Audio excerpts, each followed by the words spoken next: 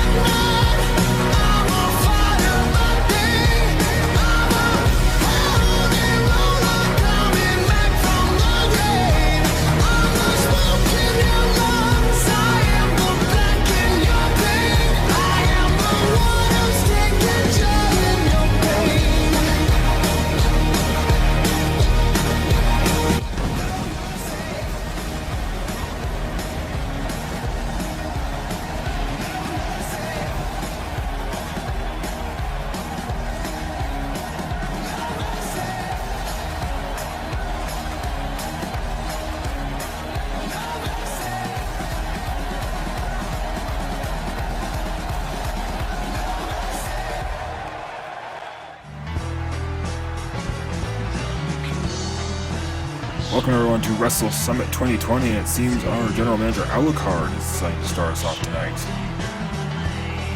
But have a good damn reason for making himself known out here. I'm sure he has a perfectly good reason for showing it. It is his show. I mean, he runs this place. I know, but still, you really have to show up here and waste our time.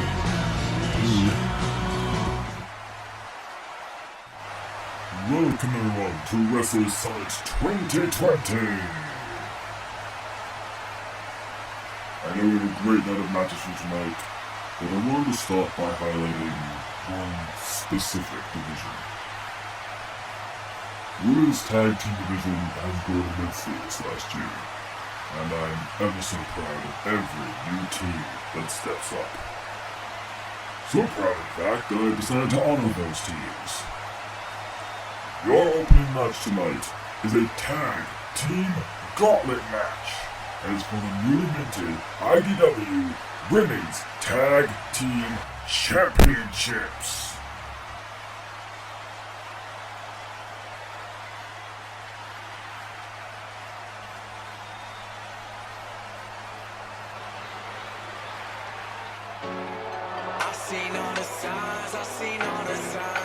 What an announcement from Alucard. I mean, you don't just, how do you walk out here? He just waltzes out here and drops that kind of a bombshell. Not only new belts, but a huge matchup coming up. A tag team gauntlet match of all things. For those who don't know how a gauntlet match works, two teams are going to start in the ring. When one team is pinned, another one will come in. This will continue until all of them have entered and have been eliminated. The last one left standing will win, apparently, the newly minted women's tag team titles. You know, I said he had to come up with some good reason to come out here, and he damn well delivered. That's true. I mean, he delivered in a big way. He was Southside Serpents coming out here first. I mean, coming out first is a bold move, especially when there wasn't really anything planned. I mean, just sort of a come out first, come first serve. Piper and Frankie. Piper in the short hair, Frankie in the long. You just gotta, again, every women's tag team has to be, on their game. They just suddenly, quickly prepare to try and face off against everyone else in a gauntlet match of things for the new belts. I mean, how do you prepare for something like that quickly? You have maybe, 5 minutes to prepare? Hey, those 5 minutes can be all adrenaline, all nerves, just pumping all that stuff into your head. You never know what you're gonna deal with until you step into that ring. Everyone's gonna be prepared in their own different ways. through Southside Serpents, and here's their opponents, a new tag team that came out this year, and they have been a fun one to see every week. Callie and Marie, the Squid Sisters. What the hell are these two? You've seen them before. Okay, you've seen them before, but I guess I'll have to really explain. Callie is in the pink, Marie is in the green. Callie and Marie are a pop idol group from their own world, very popular, and yes, they are called the Squid Sisters because their town is a weird obsession with octopus. See. Noted. Anyway, they've just been really fun, lots of high energy, they love to play to the crowd, as, you know, you should as a pop idol. And these two are just here, you know, I mean, to come in at number 2 again, that takes some guts. I mean, as much as they do just like to entertain the crowd, that does take quite a lot of guts to do, is just walk out here, you know, at number 2. That puts you at a significant disadvantage as far as, you know, a gauntlet match is concerned. You have to go through everyone else. I don't think it's guts, I think I call it more stupidity on their part. Maybe. Callie and Frankie, I believe, are the two fighting in the ring now. And I have to give the advantage to the Southside Serpents here. Well, as much as I love the Squid Sisters, the Serpents have proven themselves exceptional out there and just very dominant. I don't see them losing the first matchup here. Unfortunately, I see the Squid Sisters going home.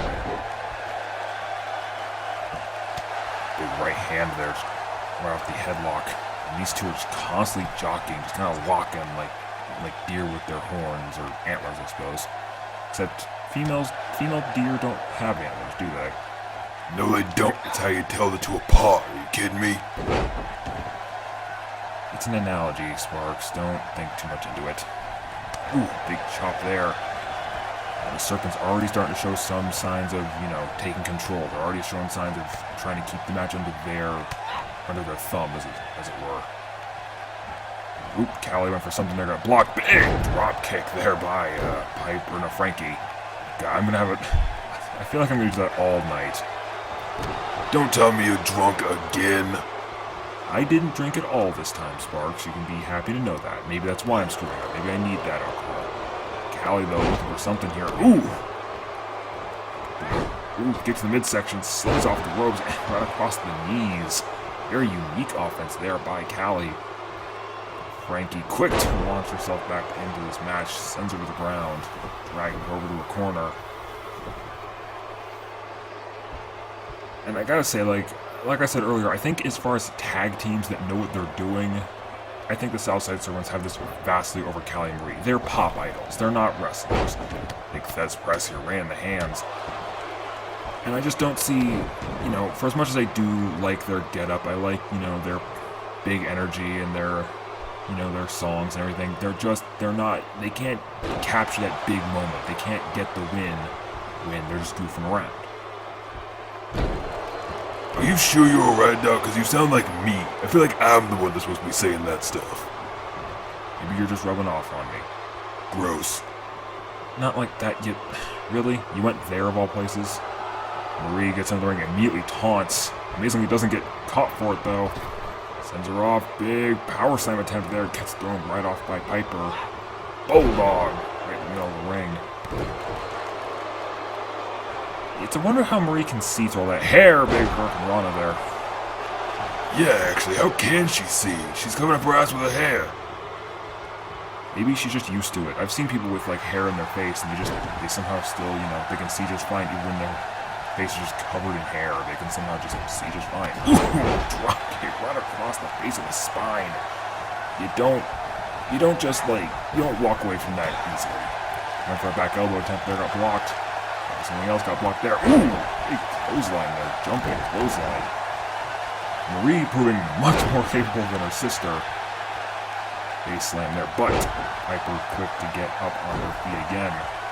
Ooh, forearm sends her to the corner, kick, get out of it. And went for a suplex, lands on her feet though. That's not an agility you normally see from the Serpents. This is the big stage. This is the apex of our industry. Of course they're gonna try the hardest. Big splash in the corner there. Marie immediately gets back up though. She doesn't care. Gets right back up, reaching the arm, forearm across the face.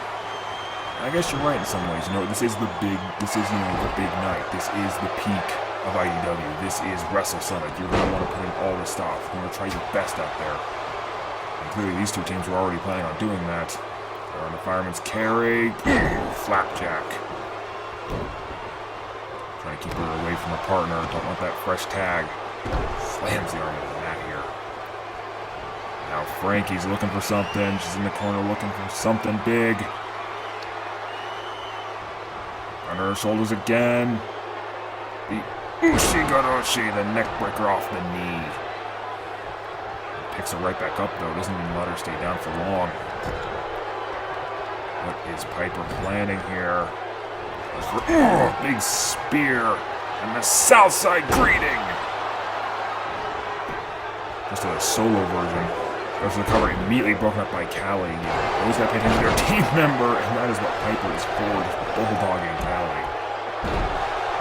It's just like we said, Southside Serpents are a much more formidable team. Doesn't matter how much, like how, energetic or how much the fans like you. If you can't beat someone, you're not, you can't win a match with just cheers and admiration. You gotta have strength, skill, and that beautiful DDT.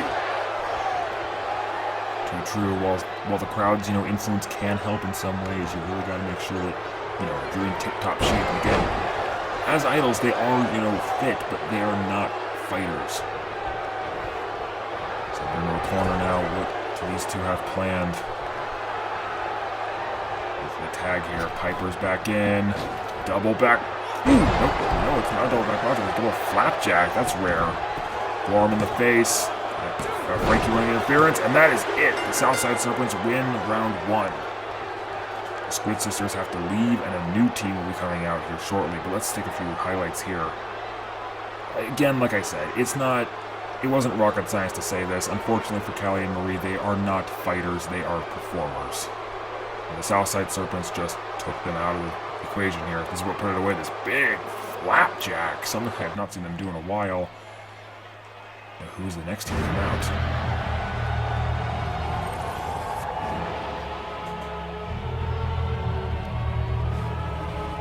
Ooh, an interesting one indeed. This is Honey Bee and Black Widow, our two resident bugs of sorts. At least that's what they like to do for the entire roster. They like to bug everybody. Don't start on the puns already, man. I can't handle that. Besides, I thought you hated Black Widow. I thought you were all scared of her. Oh, I am, but thankfully we aren't anywhere near the freaking, we're nowhere near the freaking ring, so I don't have to deal with it. Anywho, these two have sort of grown into a mutual friendship of sorts. They aren't an official tag team by any means, but they can roll with it. I say roll with it, since, you know what? Tag teams can be sort of interchangeable here in this industry. You see the two just enjoying the attention from the audience here. If nothing else between these two, you can always tell one thing: these two are attention hogs. They just like to be the center of attention all the time. What better way than showing up in this gauntlet match to gain a little notoriety at Wrestle Summit? And they seem to be. I wonder if they're trying to decide who's going to fight first. Look more like they were just being weird, almost like frat girls to each other. Yeah, being, when you're around your friend, you sometimes act a little differently than you should. This matchup is going to start off here. Next round starts underway with Honeybee and Piper starting off. Big Russian leg sweep. And remember, the Southside Serpents have already won a match. They were already in one. Not a very grueling one, mind you, but they were in a match. That tires you out. It doesn't matter how quickly you won. It does tire you out. It puts you at a risk to lose the next one. Although it seems like Piper does not want that to happen in any respect. She is quick to just start wailing on Honeybee. Quickly, by the way, gets out of the way. Big clothesline there. Oof, just a stomp to the face. Multiple stomps with those heels. Imagine if I was a person, like I was a human, I would not mind her doing that to me. But I can understand how that must hurt like hell. That's a weird image, Sparks. I'm gonna leave that alone. Honeybee, though, quick to just sort of admire herself, get the crowd's disapproval in many respects. Not many people in the crowd actually like her, except for you, Sparks. You seem to absolutely love her. That I do.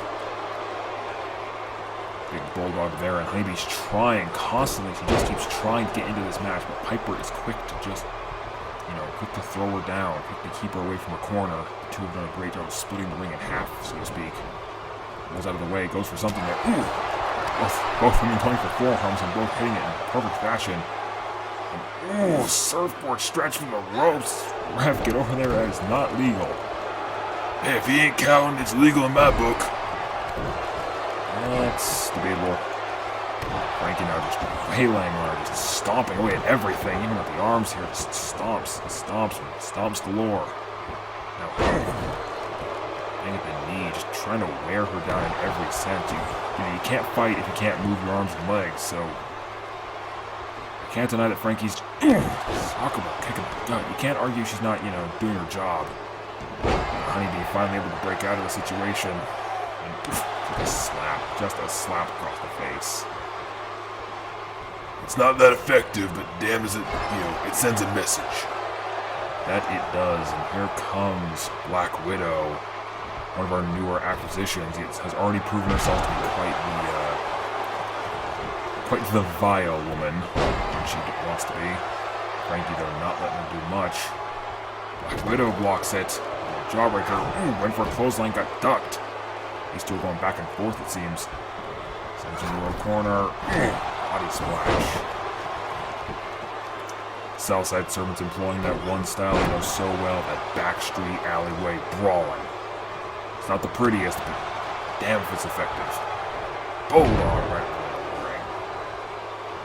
The Southside Serpents have grown up in the worst part of town. In their town, the Southside is known as the roughest, toughest, and the you don't want to go there place in town.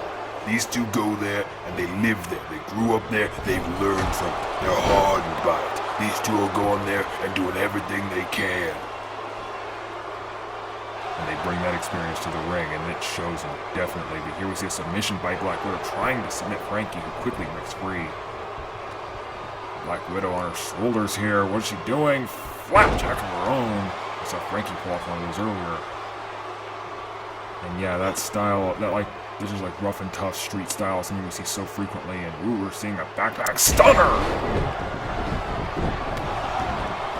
Drops Frankie to the ground. We could be seeing something big here. But no! Frankie quick to break free, dodging that big hit and going for something of her own.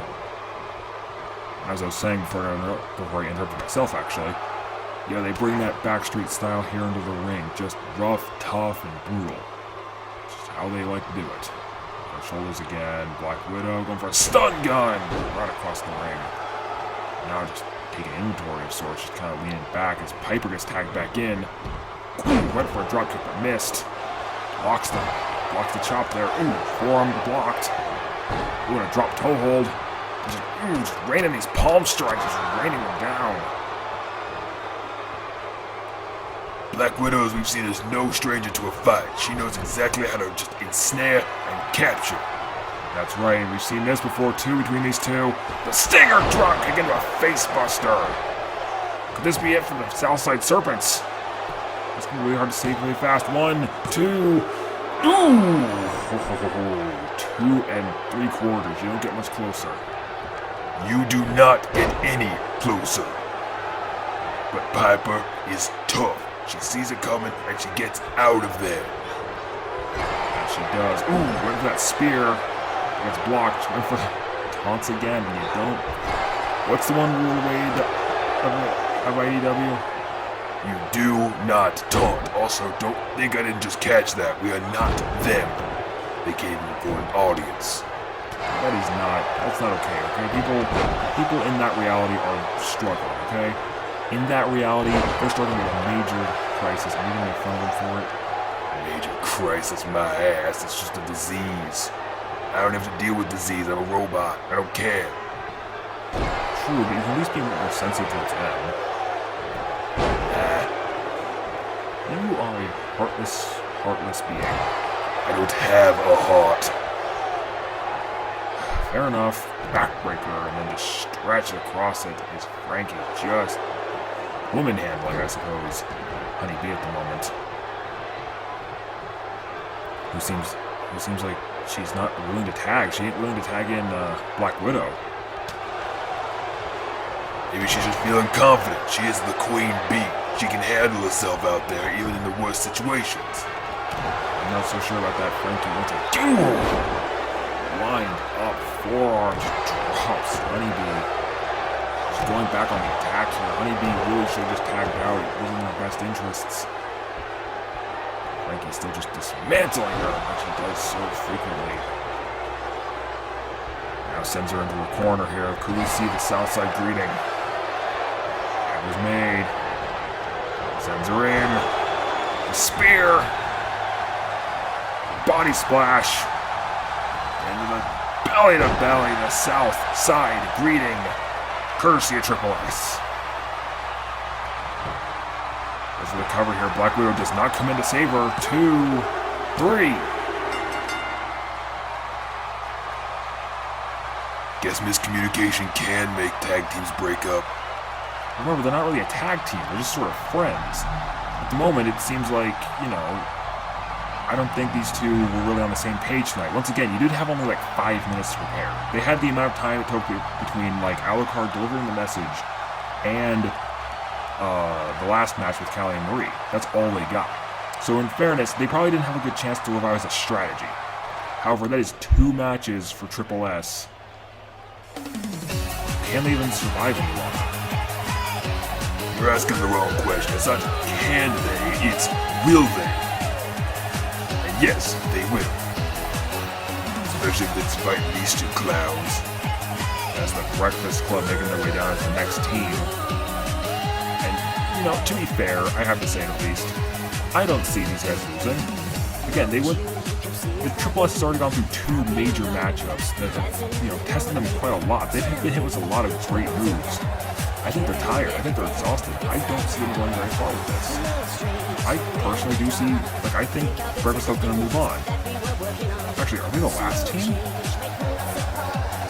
Are they?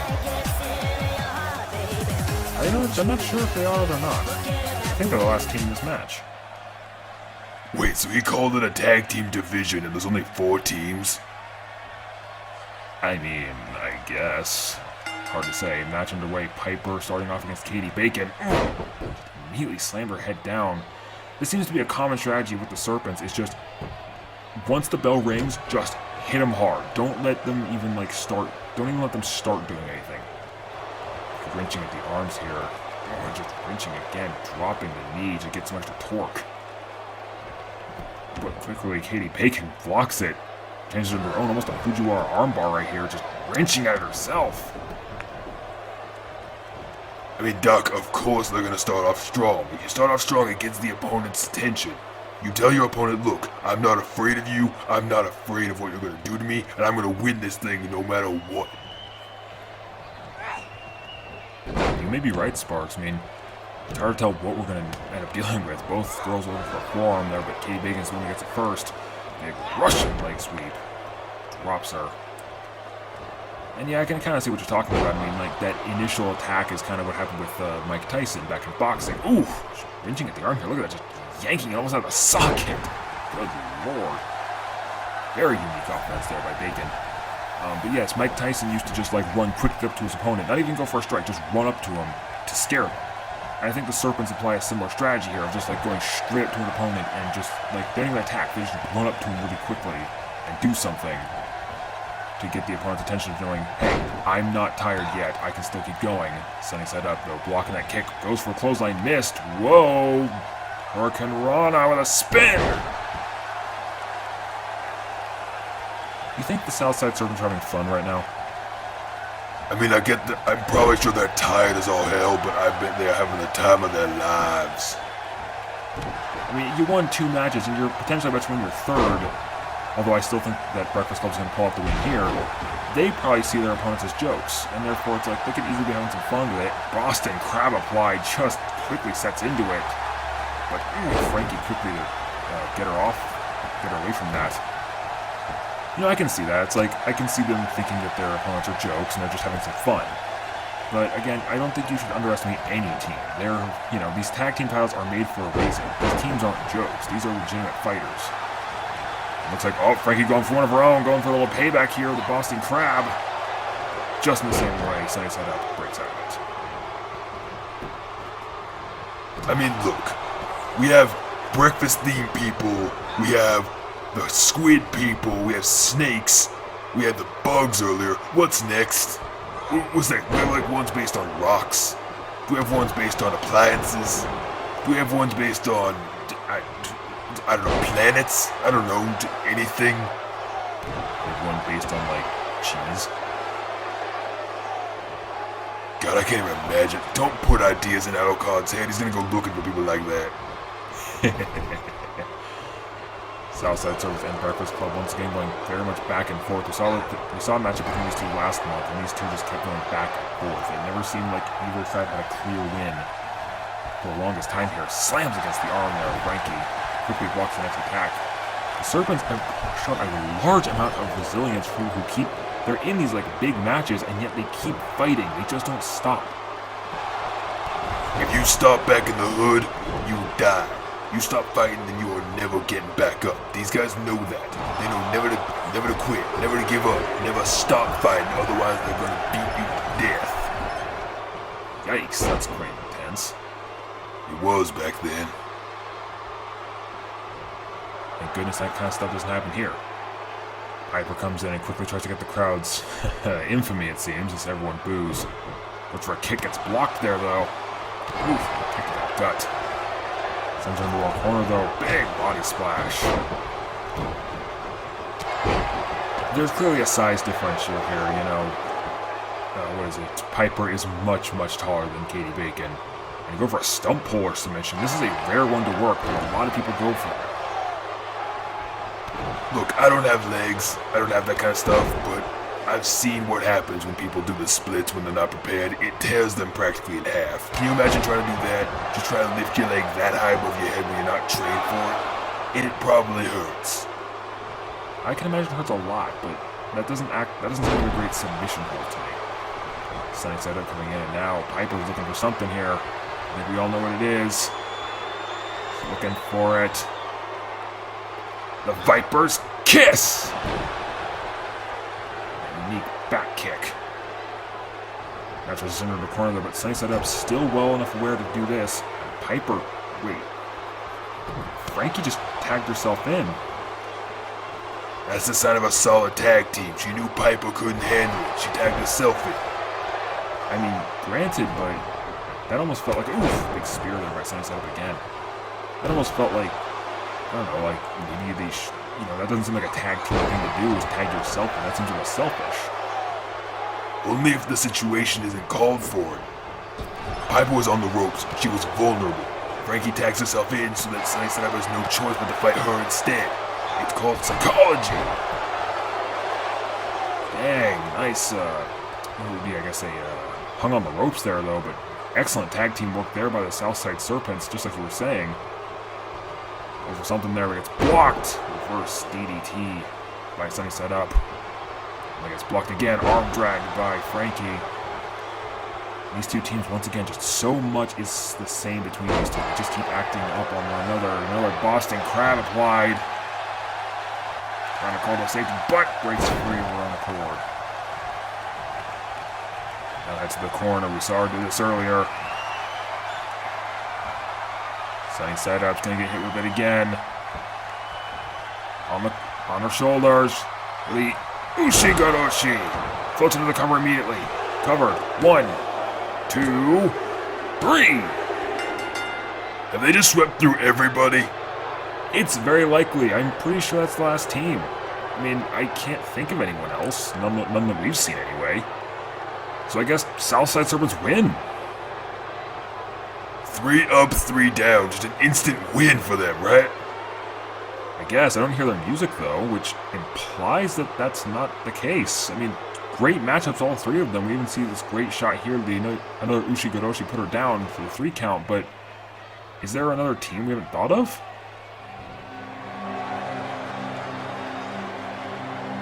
What the hell? I'm not sure what's happening. Whoa. Fire erupts from the stage. Oh my. Kaiva and Annabelle working together? Would seem so. I mean, neither of these girls really was able to get off their feet last year. I mean, sometimes that's the best thing for you, but I didn't know these guys were working together. Hell, I haven't seen them since Over the Top, have you? No, I haven't seen hide or hair either of them since that day. I'm very confused here. This is... I wasn't expecting this. Like, I wasn't aware these guys even, like, referred to themselves as a tag team. This was not something I expected, but they're here. Annabelle the Possessed Doll and Kaiva the Demon Princess working together, it seems. I mean, you can't really go wrong with a team like this. They're both very much, you know, paranormal beings. And these have to be the last teams, you gotta think. It's like, I'm not sure what's happening here. But Frankie not one to back down. He immediately goes to the dropkick, but Annabelle stops her. You have to think right now, the Southside Serpents have just gone through 3 big matchups that have, like, taken a lot out of them. And now this, like a sudden team that no one could have predicted shows up. And just, like, what do you even do? Honestly, fight for your life. Don't give in to the fear. You give in to the fear, that's when it ends. Don't give in, just fight. That works to a point, Sparks, but this is like, think about this. I mean, these are 2 people who, like, no one faces. Big, Herculana, they're lovely. But these are 2 people that no one faces hardly ever. Like, they're not, you know, big matchup people, nor have they ever worked together. This is a team that no one sees coming. Big jab there by Kaiva. Quick forearm strikes. Oof. Spinning heel kick. We do have to remember that she is related to Azrael, so nice deep arm drag. She would know quite a bit about striking too. Goes for a submission hold right against the ropes, right in front of her partner, almost like a taunt. Just like, look, you and your partner are weak. But you see the Serpents every time. They're still fighting. They ain't giving up. Nice exchange there. Wrenches at the arm, trying to get something done here. Back elbow right against the cheek. Sends her into a corner though. Piper's looking for something. Puts her on the top rope. Hangs her down to the tree of woe. And, just grinding her foot into the neck. Just grinding her foot against the face. She does have that mask though, so maybe it's not nearly as bad.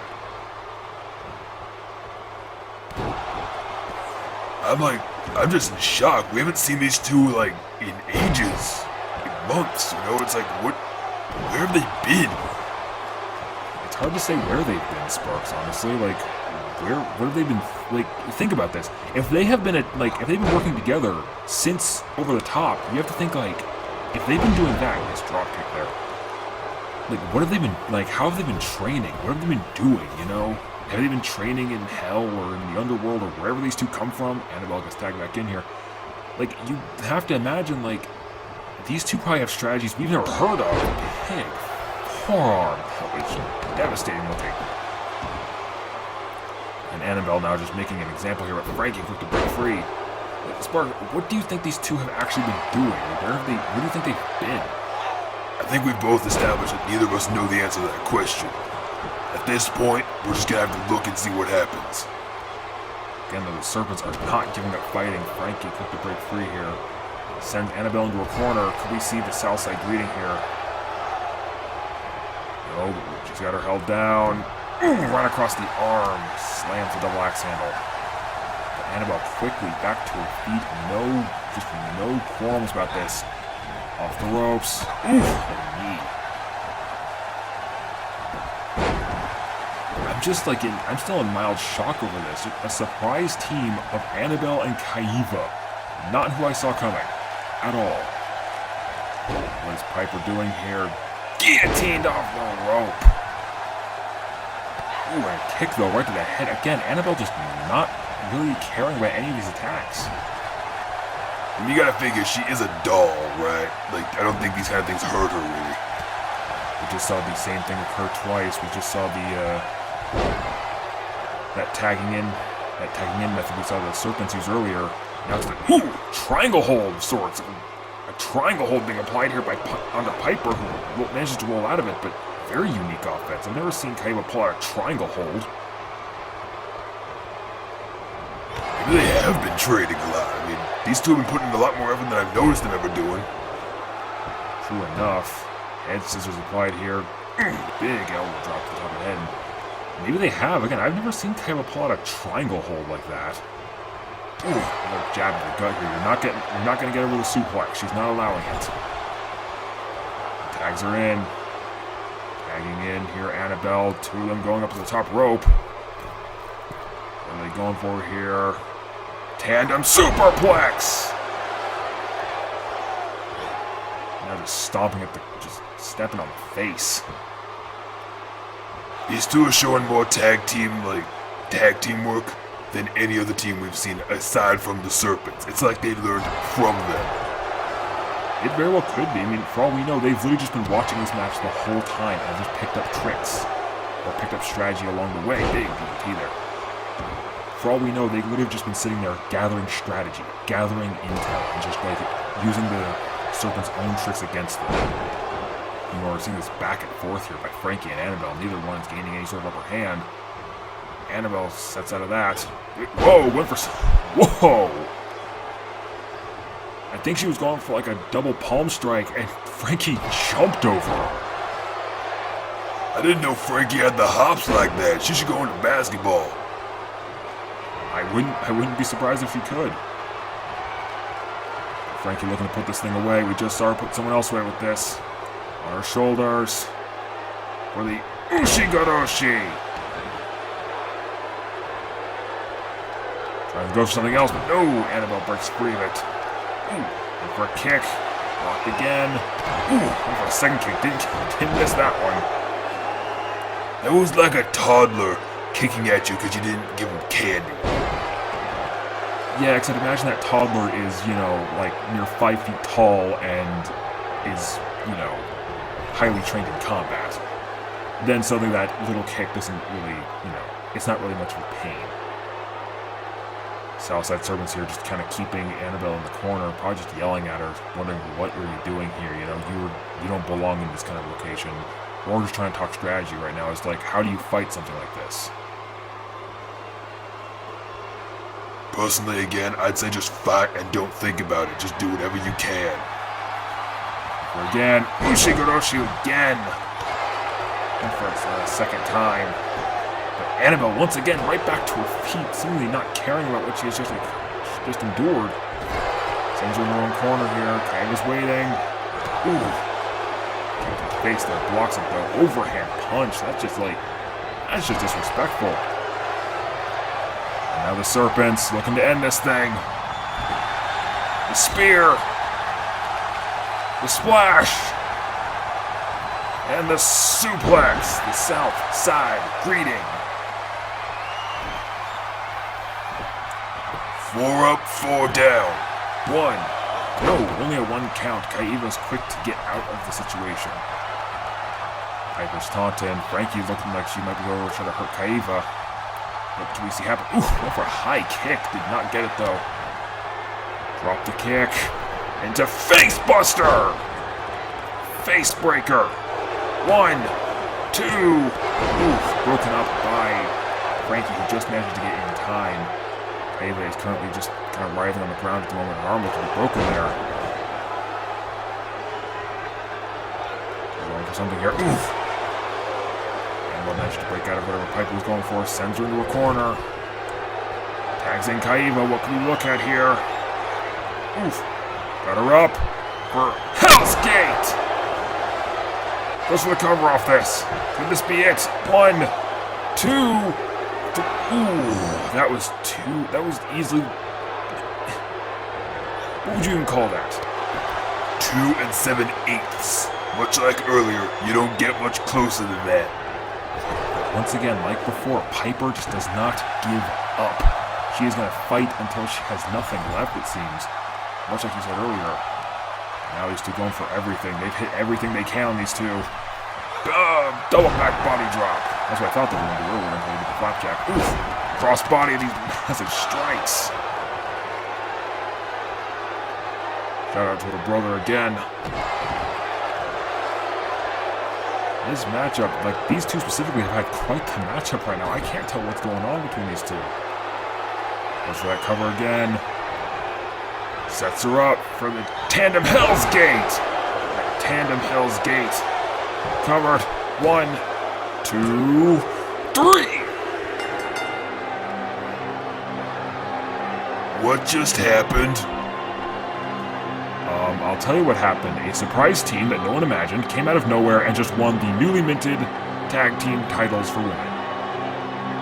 Although, I can't say they didn't just earn it. That was an impressive showing. We see this first elevated Hell's Gate, which I thought would put her away. I thought that was it, but let's watch this again. Just 1, 2. How close was it? Just, you don't get any closer. You do not get closer. I'm having to believe that was actually a 3, but it just didn't count.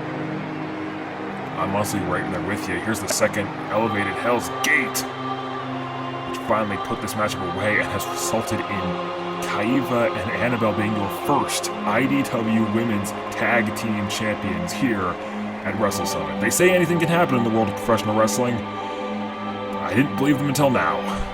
They require those new belts. We'll see how they handle themselves in this new reign. What's she doing? I don't know. Okay. Okay, Kaiba's magic apparently. Good to know. Congratulations these two on your win, but I'd like to shift our focus right quick to another title contender right now. Let's see what's happening with the International Championship. Someone like you is only here by choice. You have been exploring the criminal fraternity, but whatever your original intentions, you have become truly lost. I can tell you I don't have money, but what I do have are a very particular set of skills. Skills I've acquired over a very long career. Skills that might be a nightmare for people like you. Ooh, that's some tough talk coming from a man who wears a basket on his head.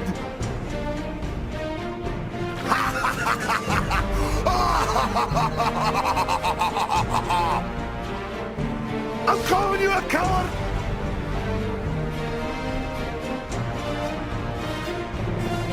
The vigilante is just a man lost in the scramble for his own gratification. He can be destroyed, locked up. But if you make yourself more than just a man, if you devote yourself to an ideal, then if they can't stop you, then you become something else entirely. You think I'm dumb too? No. So you say, you plucky-faced English? What do you think of that, Mr. Pajama-wearing, basket-faced slipper-wielding, Clyde 3 buckle, gather up and play mob-leader Gomino, Jesse old-looking stoner, Nip Lucas-on milk-drinking, soy-based show-pit-nin move, sniveling where my hooping walk, via stoogie calibrate tatty.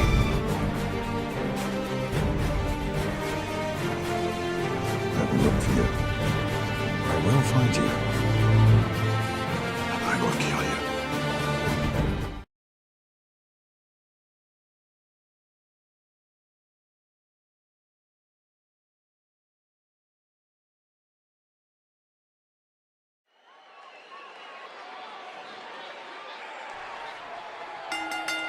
The following contest is no disqualifications, is scheduled for one fall, and is for the International Championship.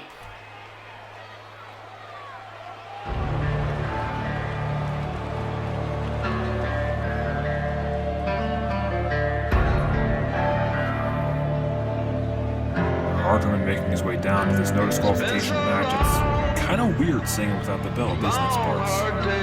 Not weird, it's a damn crime. This man deserves to have his title back getting some random drunkard stolen.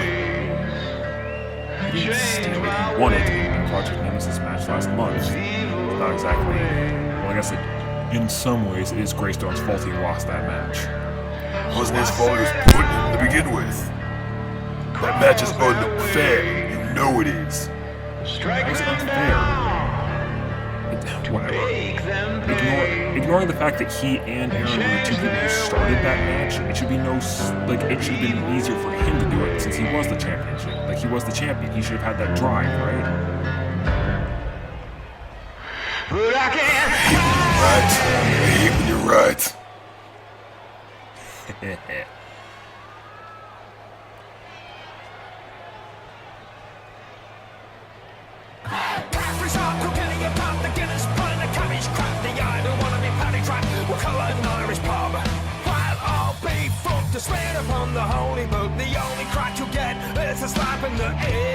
I heard once that, after winning that belt, he went out for the biggest drinking party he ever had. Let me guess, he drunk himself half to death? A little close than half, actually.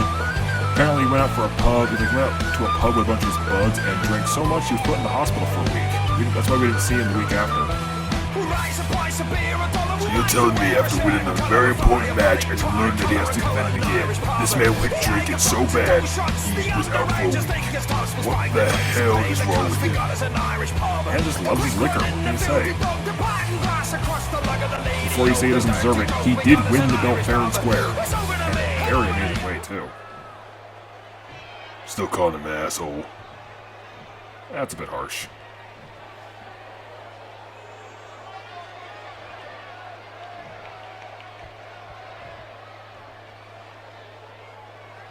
Here's the first man right, from Portland, Oregon, weighing at 248 pounds, William Greystone!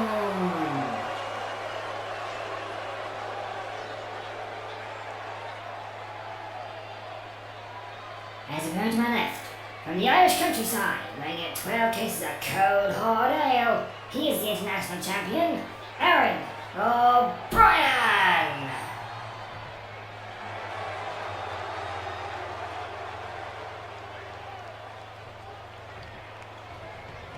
Getting this matchup underway, we have to remember this is a no disqualifications match. These two can do whatever they want, however they want it. The only thing they have to do is make sure they're inside the ring to score a pinfall. Of course, that won't stop them from doing whatever they can on the outside, but we have to remember that these two, this is no holds barred. These two can do whatever they want. And that kind of match favors Greystone, a man who's used to being around tools, such as sledgehammers and the like. He's used to this kind of stuff. Big suplex right off the bat by Greystone. And you gotta be, you're not wrong. This man is used to being around tools of both creation and destruction. Used to being around lumber, steel, weapons and the like. Although, you have to think, a drunk man with a chair is probably one of the most terrifying things another person can run into, right? He ain't drunk right now, is he? We don't know. Honestly, it's reason to believe he has alcohol just in his blood at all times. I don't know if it's, within legal limits. I don't know if he's, a freak, but I feel like that's the case with him. I'm gonna call him a freak. You do that. Anyway, O'Brien now taking control of this matchup. Neither men have gone to the outside yet. We're not demanding it. Just wrenching at the neck here, though, just trying to wear him down. And these kind of matches, they may start slow, but it's going to pick up later. For no disqualifications, this means that these men are obviously going to start off just doing their usual stuff. Boom, big power slam there, just throwing him. These men are going to start off doing their usual shtick. They always do. But as soon as they, momentum starts to ramp up, as soon as one man starts getting more angry or more desperate, the weapons are going to come out. Greystone, meanwhile, is taking control of this match. Goes for the cover here, only gets a 1 count, though, before Aaron O'Brien kicks out. You have a point there, but here's the thing. Greystone's more determined, he's more driven right now, and he has more want and, hunger to get his belt back. That's his belt. That's his baby, man. He's gonna fight tooth and nail to get it back. Here's a gut wrench. Lifts him up into a gut wrench slam there. Showing off his power game as he always so often does. And you have a point there. For someone who has held it for so long, almost exploded right there. Very impressive. You have to think losing it and how, you're going to want to get it back. You want to get back to that status quo. You're going to want to get back to the way things were. Ooh, catches him into an inside cradle here. Could this be at 1? No, only 1 count. O'Brien was able to scout that out, but very well done. Yeah, I think just quickly like that, the way that Grayson just did. And, just stepping over him. His offense isn't pretty, but it's effective. Just lifts him up here by his shoulder. Big demonstration of power there, just like basically draining the blood out of his arm. You might think draining blood may not be the smartest plan, but you gotta think, without oxygen, those muscles are gonna hurt. Too true, and big throw over the ropes here. Now we finally step to the outside. The ref has no count. There's no countouts, no disqualifications. Big punch there, very well done.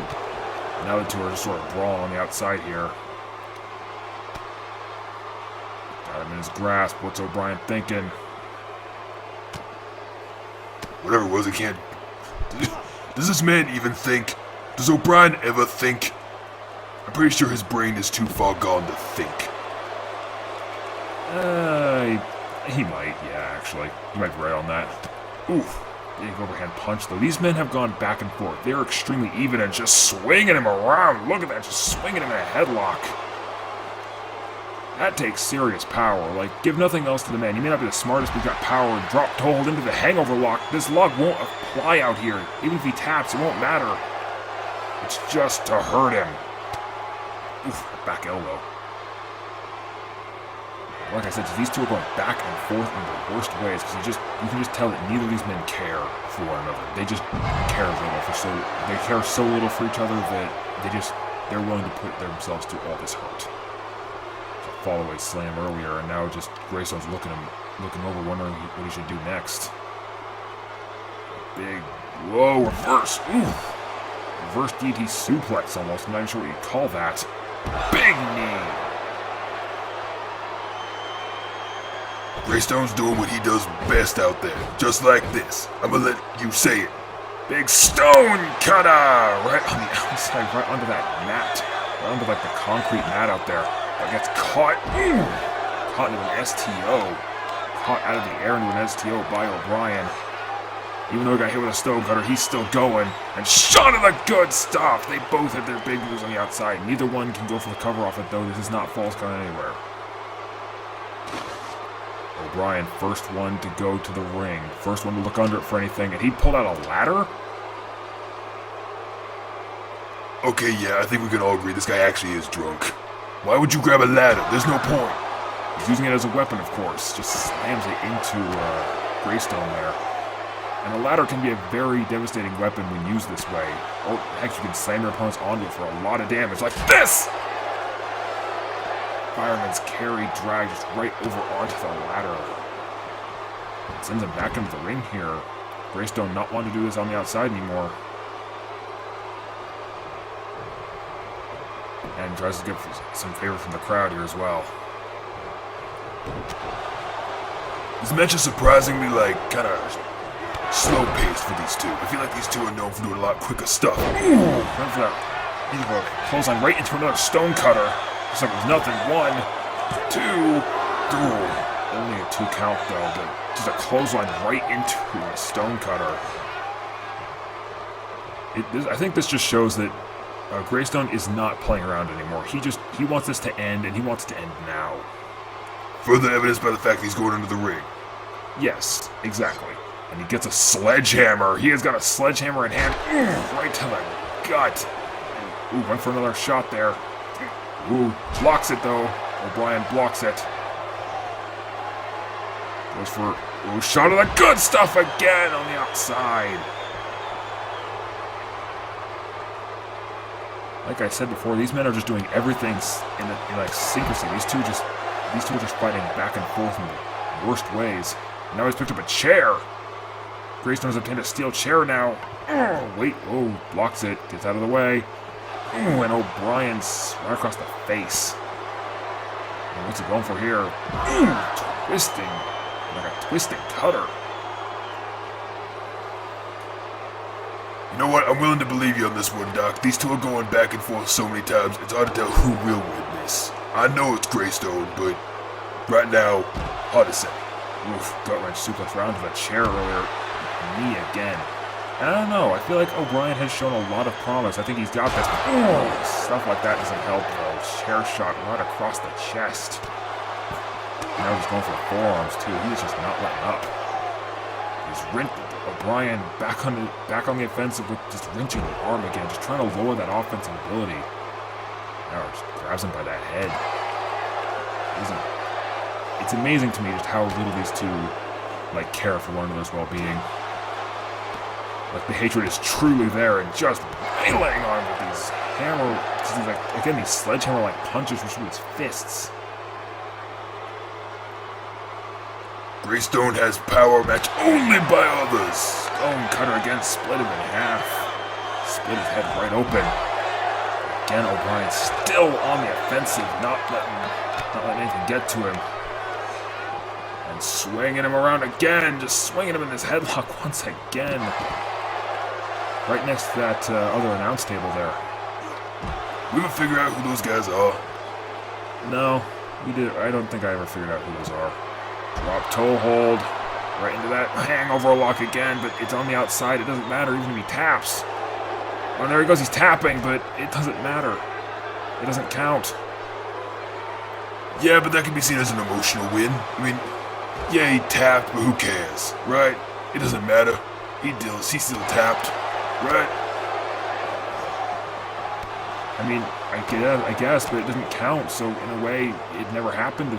According to the record books, that didn't happen. Now O'Brien sends him over to that other announce table, or at least he's trying to. I wonder, who are those guys anyway? I kind of want to figure that out. Maybe I can ask Alucard who these guys are. Oof, just a wrestling takedown right onto the sledgehammer. Those other announcers look like a bunch of queers. Okay, you are hostile today, Sparks. You are very hostile. I'm not entirely sure what's causing it, but you are hostile today. Greystone trying to get some favor from the crowd again. Oof, and for a big punch there, it's blocked. O'Brien. Oof. Takes a shot. Another twisting cutter. Splits Greystone open this time. Goes for the cover. 1, 2, 2.5. He's arguing with the ref. That should have been 3. Look, that was nowhere near 3, and I could prove it. I could see it. That wasn't near 3. He had no right to argue. Yeah, well, you're not the one in the ring, so you don't get a chance to say that. Both men spread in crimson in the ring right now. Greystone slams him down with the alley-oop. We never really did come up with a better name for that. Greystone's just hurt. You can see it. Both these men are kind of exhausted at this point. That's what these sort of matches do. Greystone now just lazily going into a camel clutch, trying to submit O'Brien. Wrenching at the eyes almost. Look at that, just wrenching at the face. O'Brien managed to break free though. Both men just hurt badly in their heads. Ooh! Greystone looked like he was down, but he didn't. He just kept it going. Backbreaker. Another one. 2 vicious backbreakers. But O'Brien once again back on his feet, just keeps fighting no matter what. Goes for a cover. 1, 2, 2.5. Again. I think O'Brien just has no, I don't think he has any pain. He has no sense of pain. I think he's he got so drunk, all of his nerve endings have died. He doesn't feel pain anymore. Maybe so. What is Greystone doing? A Brock lock. Brock lock applies, just wrenching at the leg, and a kick there. Block gets rid of it. Wrestling takedown on his own. Seems Brian is no stranger to wrestling background as well. 1, 2. Again, count of 2 every time. Greystone keeps kicking out at 2 every time. You can tell it's still driving him. The thought of his belt. It's the thing that just keeps driving him. Stone cut out a 3rd time. Third time's the charm. 1, 2. 3! Proof positive, Doc. Proof positive. That belt belongs to Greystone. Ain't no one taking it away from him. I guess you're right, but you can't argue. O'Brien fought with everything he had. He tried everything he could, but nothing put the Hardman down. Greystone reclaims his international title here at Wrestle Summit tonight. But we did see that right there. That right there, he did tap to the hangover lock. This fight ain't over yet. It's over for now, though. It's over for now, yes, but it's not over for good. Congratulations go out to Grey Stone for his international title win, but I would like to shift our focus a little bit to our next big feud, which has been lighting us and the IDW rosters quite a bit. We're not entirely sure what's going on anymore. But I can't hide.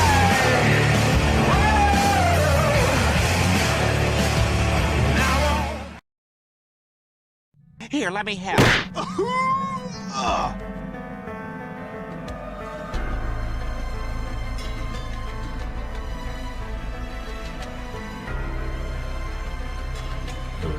Look. The going in that field hurt me. I see. Now it's open season for these heathen swine, and as the wolf huffs and puffs, we shall skewer these pigs ourselves.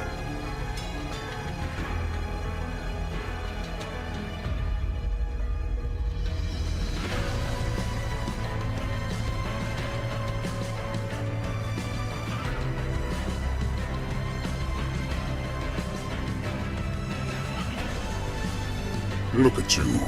Wasted and gasping for air. But you don't get to go yet. When your planet is in ashes, then you have my permission to die. I feel so cooped up in this place. It's like a prison, except without the thrill of a daily cavity search.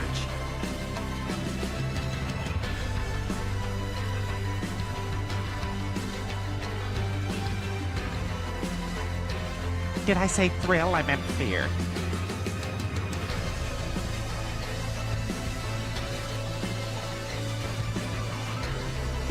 Don't be starting what you can't finish, bitch.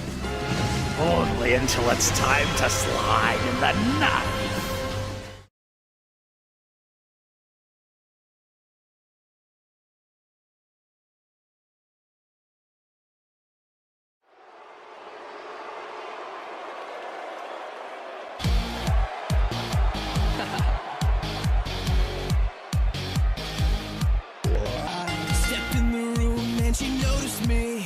The following contest is a 2-on-1 handicap match. Here's the first, a mighty Born Virginia weighing 190 pounds, Ricky Spanish. This feud has grown from personal to downright ridiculous. This man low blows our CEO, gets put into a match with Lucis Notori Ryan, and now he then asked for a 2-on-1 handicap match. Like, is Ricky Spanish brave, insane, or some weird mixture of both? Personally, I think he's a glutton for punishment. That's why he always he makes hurts everybody. I think he's just a glutton for punishment. He wants revenge. At this point, I'm willing to believe, this guy is just ridiculous when it comes to this stuff. Like, I can't fathom where he's getting this idea. I mean, if you're that confident, granted, but 2-on-1 where one of your opponents is Ryan of all people? We've seen Spanish do some crazy things. Don't get me wrong. We've seen him pull out some crazy wins, but this is insane. But it'll be damn fun to watch him get his ass beat, right? You know what? Yes. Yes, it will. Bravery or stupidity, this is going to be fun to watch. Get your popcorn, folks.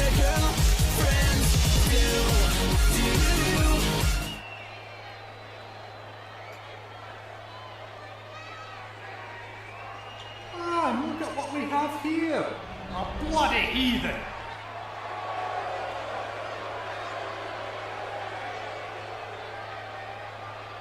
Serve the Lord with fear and rejoice with trembling. Kiss the sun lest he be angry, and ye perish from the way with his... Mind your own business! Well then, mind if I ask you your name? I'm Ricky Spanish.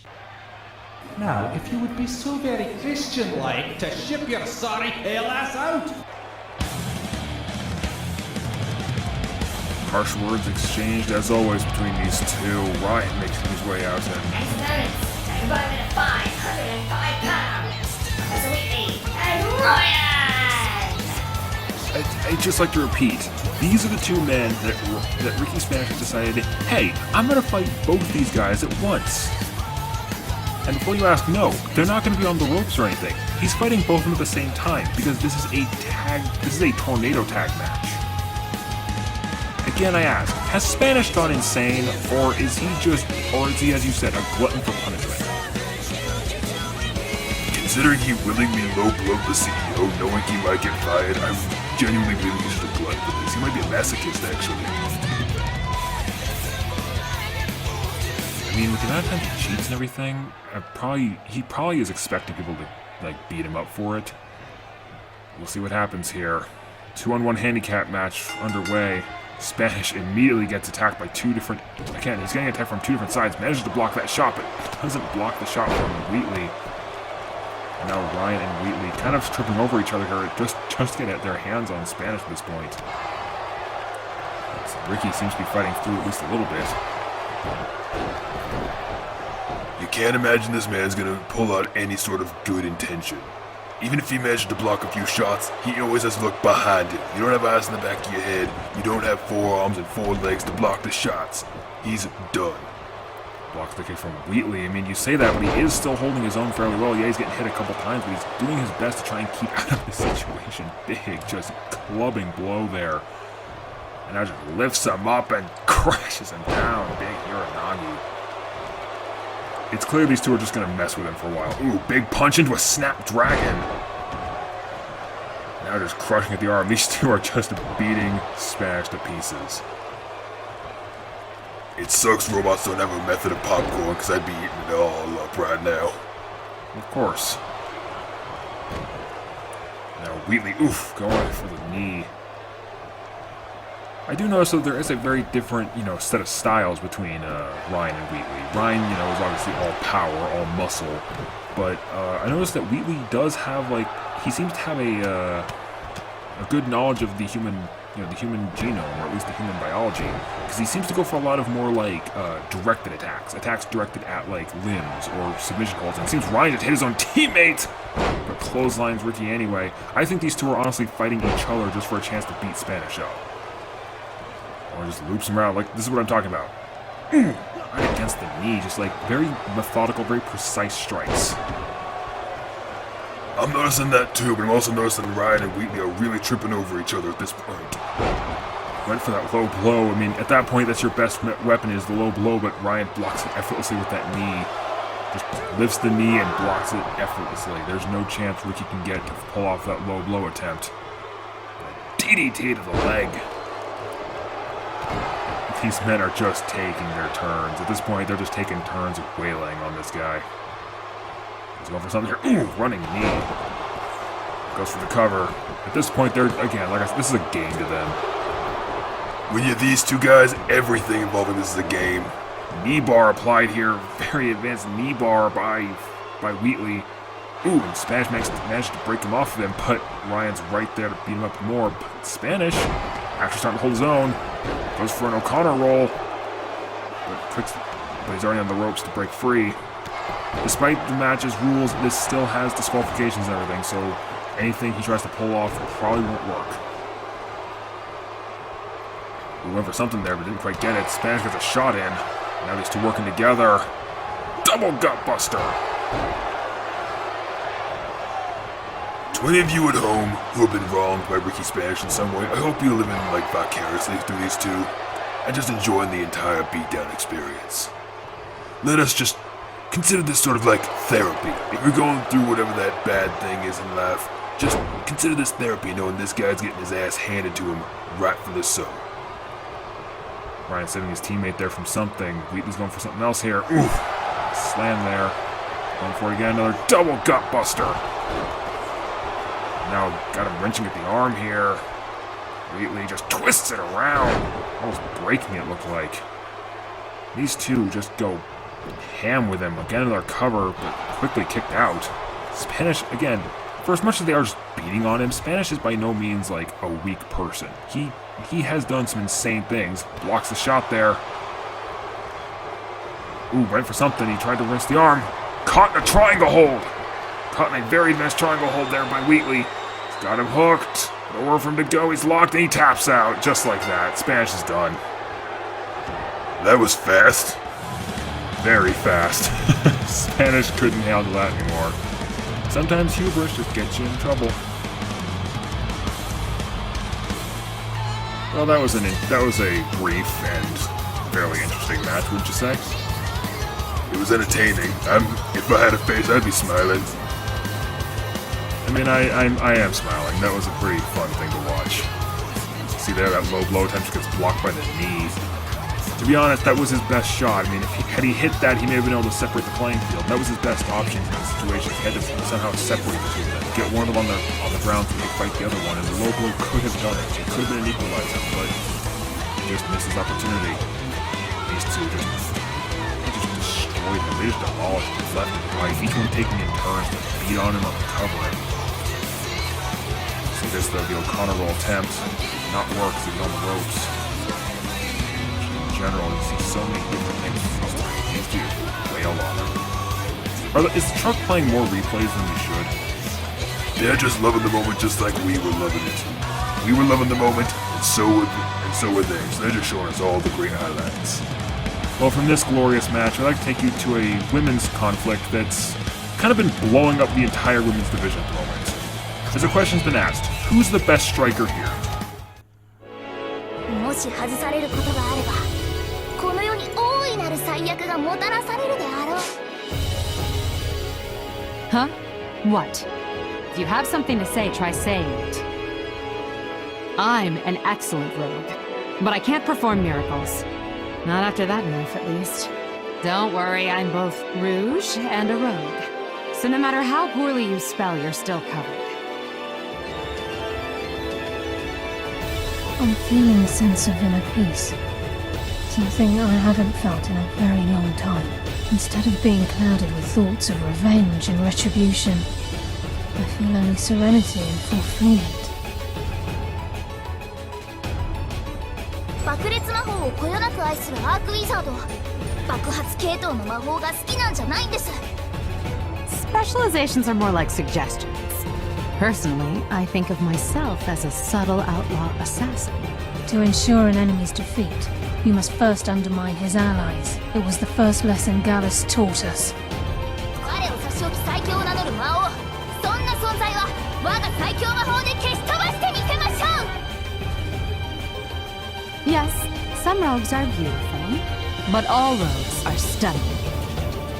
I can promise you, if it comes to that, and my back's to the wall, I won't hesitate. You warriors are just rogues in plate armor. This'll be quick and easy. では早速討伐に行きましょう。それもたくさんの雑魚モンスターがいるやつです。 Enough games! Let's end this!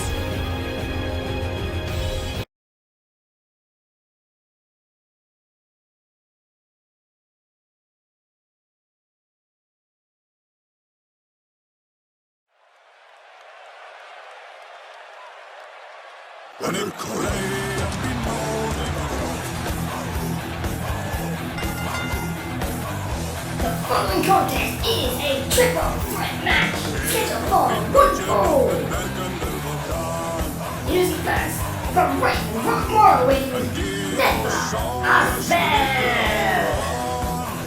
Triple threat action on these three women have been just exploding the women's division. Like, I can't tell you how often these three just keep interrupting each other in their matches, attacking each other backstage, all to answer one simple question that no one seems to have the answer for. Who is the best striker of the women's division? And I think we're looking at it. In the few short months we've seen that this woman has put in so much work. True, but you can't deny the veterans who are in this ring. I mean, Kobayashi's been here for a while, as well as Danny Vega, who came in last year. Didn't quite break out then, but she's certainly broken out now.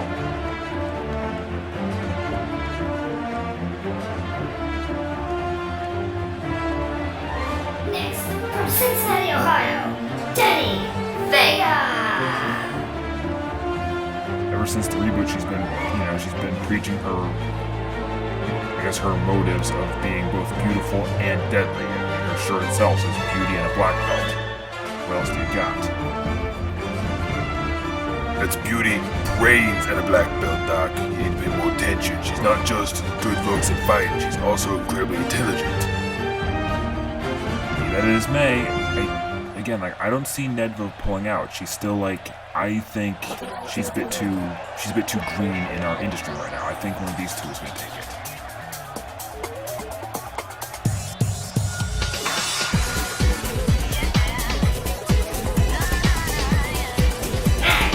Tokyo, Japan, Kobayashi!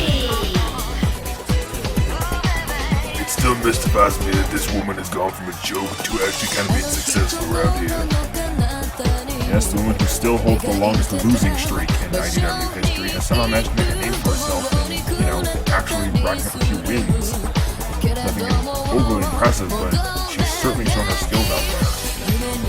And in many respects, she truly believes she's the best striker. We won't know till the end of the match, but it's hard to give a good guess right now. I'm still rocking for Nedva to win this thing, but all three of these women are going to show us something great tonight, I can tell. And, you gotta figure a win like this, it's gonna put you in potential for maybe a title shot later on in the women's title being later tonight. So, this match isn't just for personal pride. This match is to move up the ladder. It's to move up the divisions, just move up the line a little bit and, try and secure yourself that good number one contender's position. Oof, immediately going after Danny is Nedva with a nice strike. Lifts her up into a knee is Kobayashi. Already we're seeing the strikes underway from from all three competitors. Kobayashi with a nice face buster there. Very different style looking. Vega, though, that nice instinct rolls out of the ring. Hell right to the arm. We're already seeing it here that these three women just know exactly what they're doing. They know exactly how to hit hard and hit fast.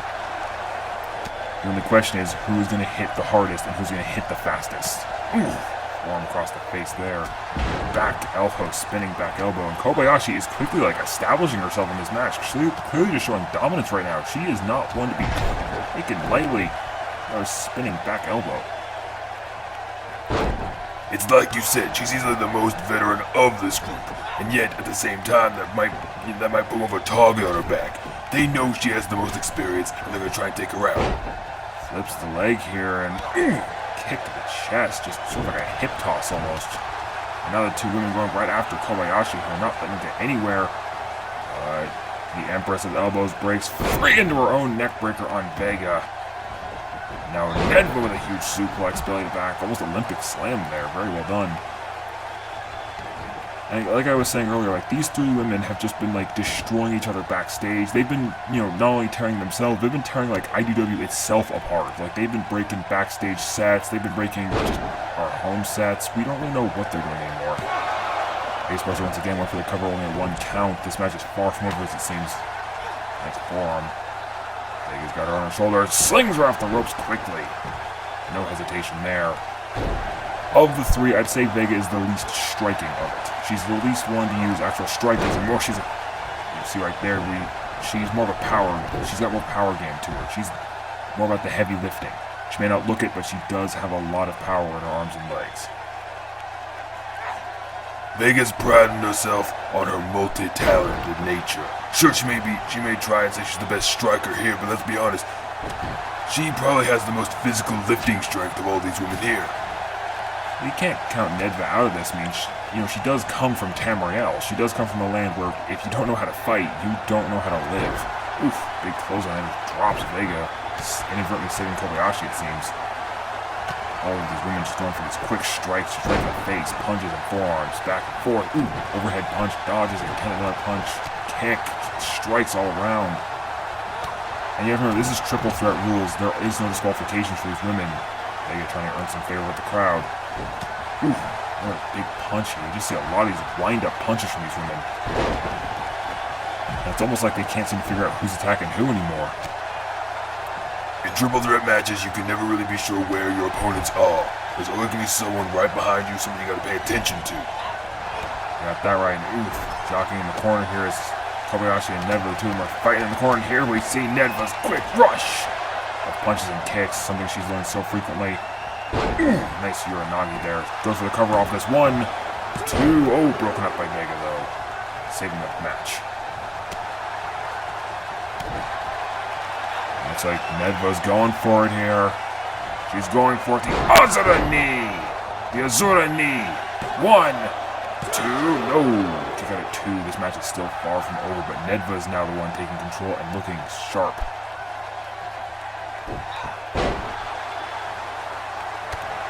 If I may say my piece, I'm gonna say it right now. I think Vega has a good chance of winning this now. Why did you change your answer? Is it just because of, like, are you just that indecisive? No, and I'll tell you why. Vega has done an amazing job of keeping out of the fighting. She usually just stays to the back. She's not getting hurt like the other two are. She's keeping her energy, conserving it. She's not gonna get, she's not gonna ruin herself by trying too hard, too quickly. It's that martial arts mentality. You want to save your energy and wait for your opponent to make the mistake. Breaks out of the submission hold there, and I suppose you do have a point there. Glancing blow there by Nedva does drop her. And I think she may have heard you or something, because she's going right after her cover here. Well, Kobayashi just kind of watches. I think she knows. I was about to say. There's probably a part of her that knows that wasn't going to work. But you had to try anyway. Headlock being applied here, but kind of just breaks it up, doesn't go after anything. Nedva quickly with the punches, though. Another big forearm into a pump handle. Facebuster!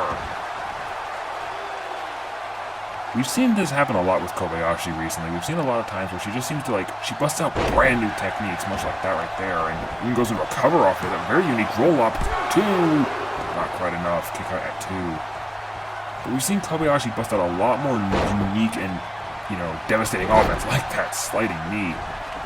Ever since, she broke apart from her quote-unquote friend, Honeybee, she was able to, she finally got to, spread her wings, so to speak. She finally got to, really test herself, see what kind of offense she can really pull off. And ever since then, we've seen her do a lot more just kind of crazy stuff. Like right now, going for a power bomb and an elbow drop just to finish it off. That's not the kind of thing you usually see from her, but we do see this a lot. Going for the top rope. The Empress looking for it. She stops though. Nedva goes up and throws her off. Goes for the cover off that alone. That is a warrior's instinct. She knew exactly where to run, exactly where to be, to throw her right off a game. That is peace of mind of sorts. Instead of going after the prone Danny, she saw a much greater opportunity. Kobayashi sends her into the corner. Vega has finally returned to her feet. As Kobayashi's going for it, these rapid elbow strikes in the corners, back and forth across the face. And went for a knee of sorts, didn't get it. Kobayashi, once again, doing an amazing job of keeping everyone at bay here. You see this right here. She's just doing an amazing job wrenching at the arm. Of just keeping everyone who she's, in this match at bay. No one seems to be able to keep her down for very long. Although this could be the end of it right here. Neva's looking for the Asura knee again. 1, 2, 3. So close, not quite enough. This match continues. Kobayashi not wanting to give up that quickly. We saw this a lot back in the day. Kobayashi may have lost a lot, but she always put a lot of heart into everything she did. Now that she's finally gotten some wins and got more confidence in herself, you can tell that heart's gonna carry her a long way. Not a long way in this match particular, but you get my point. Big power slam there.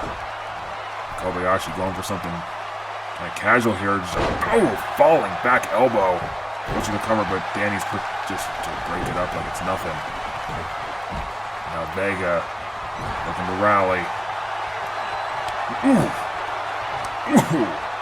These big overhead chops, these big forearm chops here, right to the chest. It's like it doesn't matter how much you think it won't hurt. Those kind of chops just sting bad. No lasting damage, but they sting really bad, and you can never see them coming. We see Vega. That fireman's carry cutter. 1, 2, 3 again. 2.5 count. Almost there, but not quite. Goes for a submission. Nedva quick in the ring to break it up, though. These women have been just going back and forth. The crowd is on their feet. Do you see them? The crowd is here enjoying a damn match, and that's what we all like to see. Big rush of strikes in the corner by Nedva. Danny went for something, did not get it. Forearm smash in the back. Drop kick attempt there, did not quite complete it. Again, everyone's going back and forth. It's clear they've been doing their homework as of sorts. Now, went for something. Went for sort of a sweeping punch. Kobayashi sends her in the corner. Vega's on the ground now. It's just these two in the ring at this point. Back elbow strikes. None of these girls are putting in any sort of like, they're not gonna throw in the towel. They ain't gonna, hang their hat in shame. These three women are putting it all on the line for us. That they are. That running drop kick from Vega. I've never seen her do that, but that was very fun. Uranagi there with Kobayashi, now going over to Vega again. What is Nedva's plan for Vega? What revenge does she have for, well, what just happened, quite frankly? Another forearm smash. Kobayashi seems to be favoring this technique. Forearm smash into the face buster seems to be something she does quite frequently. Now she's looking for it. We were teased about it earlier. Can we get it again? Looking for it. The Empress Elbow! Quick to cover, but Vega right there to break it up.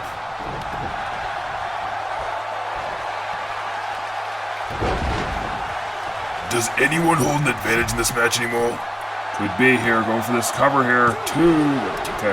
She looked to steal the win, and honestly, I don't think anyone has any sort of advantage anymore. I feel like this match has worn everybody out, and everyone's just fighting with the last of their strength. But nonetheless, they're going to keep fighting no matter what. Off the ropes here. Ooh, big face buster there by Vega. And once again, sliding into this camel clutch, this single leg camel clutch. You see this a lot. We've seen her doing this a lot this match. I'm wondering if that might be like a new trick of hers. She's trying to see if it works. One thing that's been kind of on Danny's mind over the last few months is readjust, readapt, just try and change what didn't work. What works, what doesn't work. And you see her experiment a lot. I've heard the best way to self-improve is try things you're not used to. You're not wrong here. What is Nedva doing? Blowing her out to the outside. What is Athel doing? Runs through, goes to the middle rope! DDT to the outside!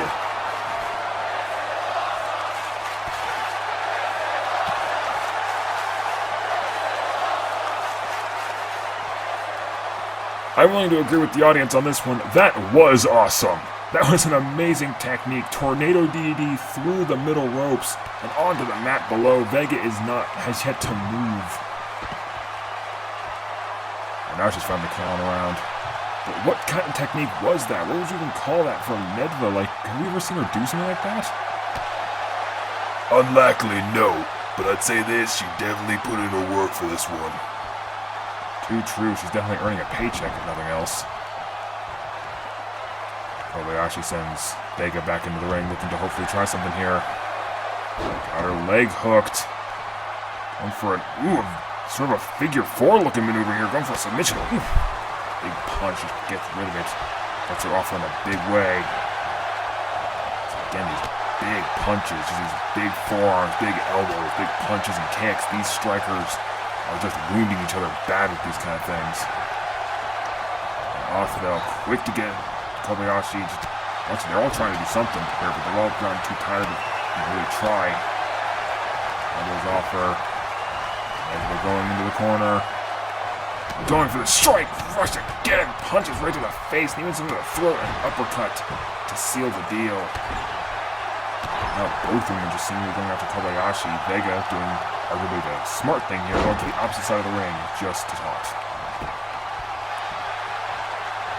No one's lacking for confidence, I suppose.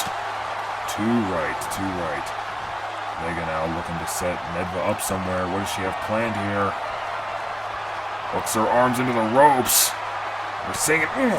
Battering shots to the chest. 6, 7. Right across the face. There's nothing to be said. That just doesn't hurt. This clubbing blows to the chest here. 1, 2. Almost enough. 2.5. Drop kick right to the back of the neck. Vega is rolling. What part of she's conserved her energy up till now? I guess that's true. Vega now looking for something here. Ooh, a knee! Now looking for it again. That Vega driver! Just going for a cheeky cover, but quick to break up is Kobayashi, who kind of just gets out of the way. Vega once again going for a taunt, but you don't taunt in IDW. That is just something you just do not do, because you will get caught doing it. Ooh, and a spear! Vega is looking strong out here, and once again cinches into that submission hold. We've seen it so many times. I think she's just desperate to see it work. Hey, you know, everyone's trying to find that one signature gimmick that makes it worth their while. And a lot of them are submission holds. When you have a unique submission, it can really make the difference. Maybe Vega's just trying to, branch out a bit. Considering she's beauty, brains, and a black belt, it's no wonder she's trying to go for submissions. Saw a big move there. Ooh! Quick stun gun counter there. Went for a knee, it looked like. Did not get it, though. Vega into the electric chair. And face buster right out of the electric chair. Vega standing tall in this match. Now going for a half Boston Crab. A lot of submissions being attempted by Vega. Could any of them submit? Oh, Kobayashi kicks her off. We've seen Kobayashi live for, well, I guess live, but it's like survive a lot of attacks that normally a lot of people don't. We're seeing this again though. This hamstring crack right across the head, right on the forehead. Ooh, walking that was a European uppercut.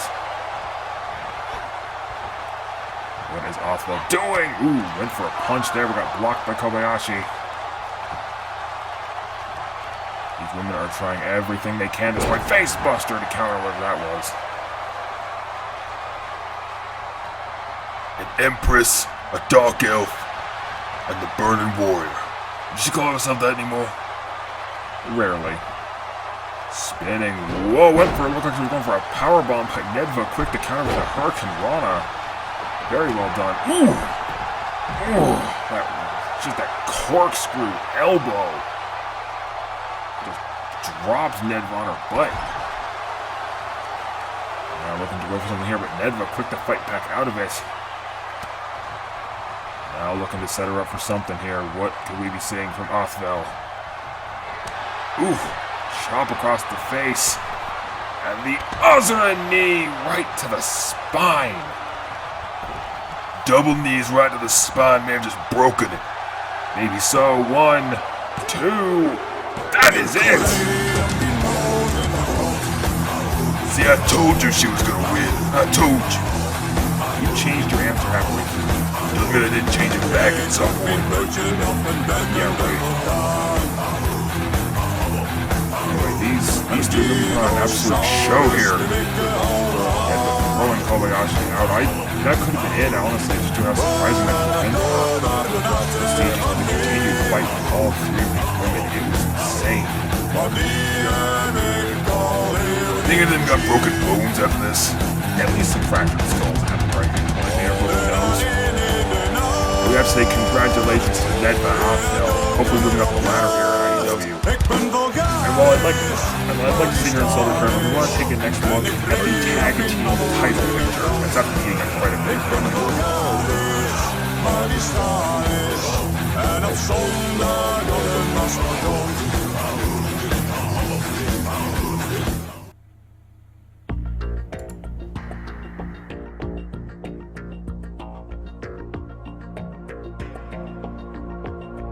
See? We can do anything by working with each other. Just shut the f*** up. You don't know who you're messing with, man. I'm deep in the streets. I slap people for fun.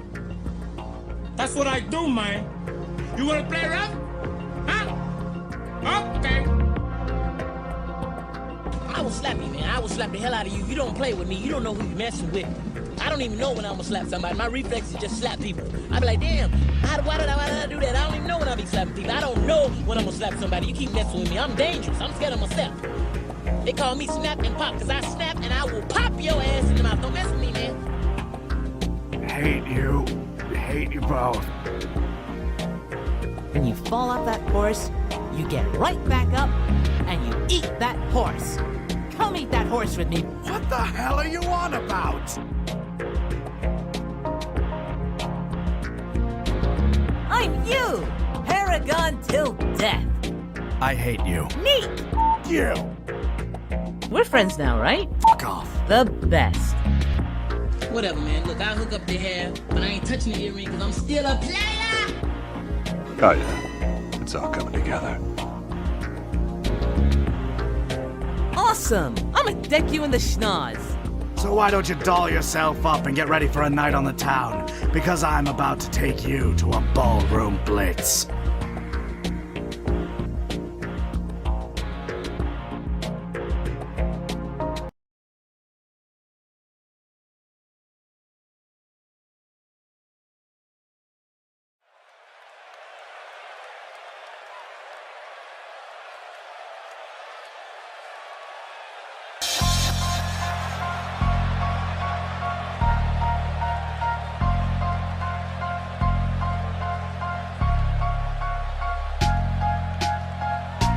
Following contest is a tag team match scheduled for Involved Wrestling Tag Team Championships.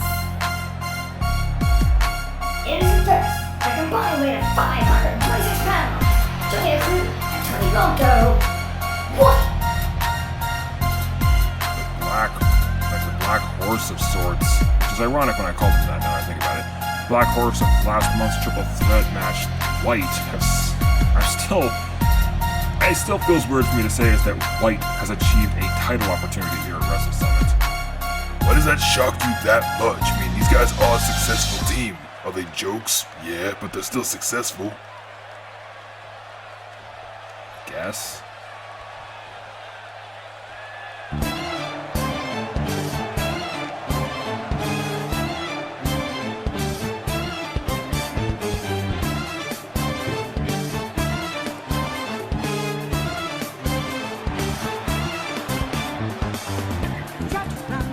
And their opponents at a combined weight of 612 pounds. They are the tag team champions, Steak Sauce and Toast.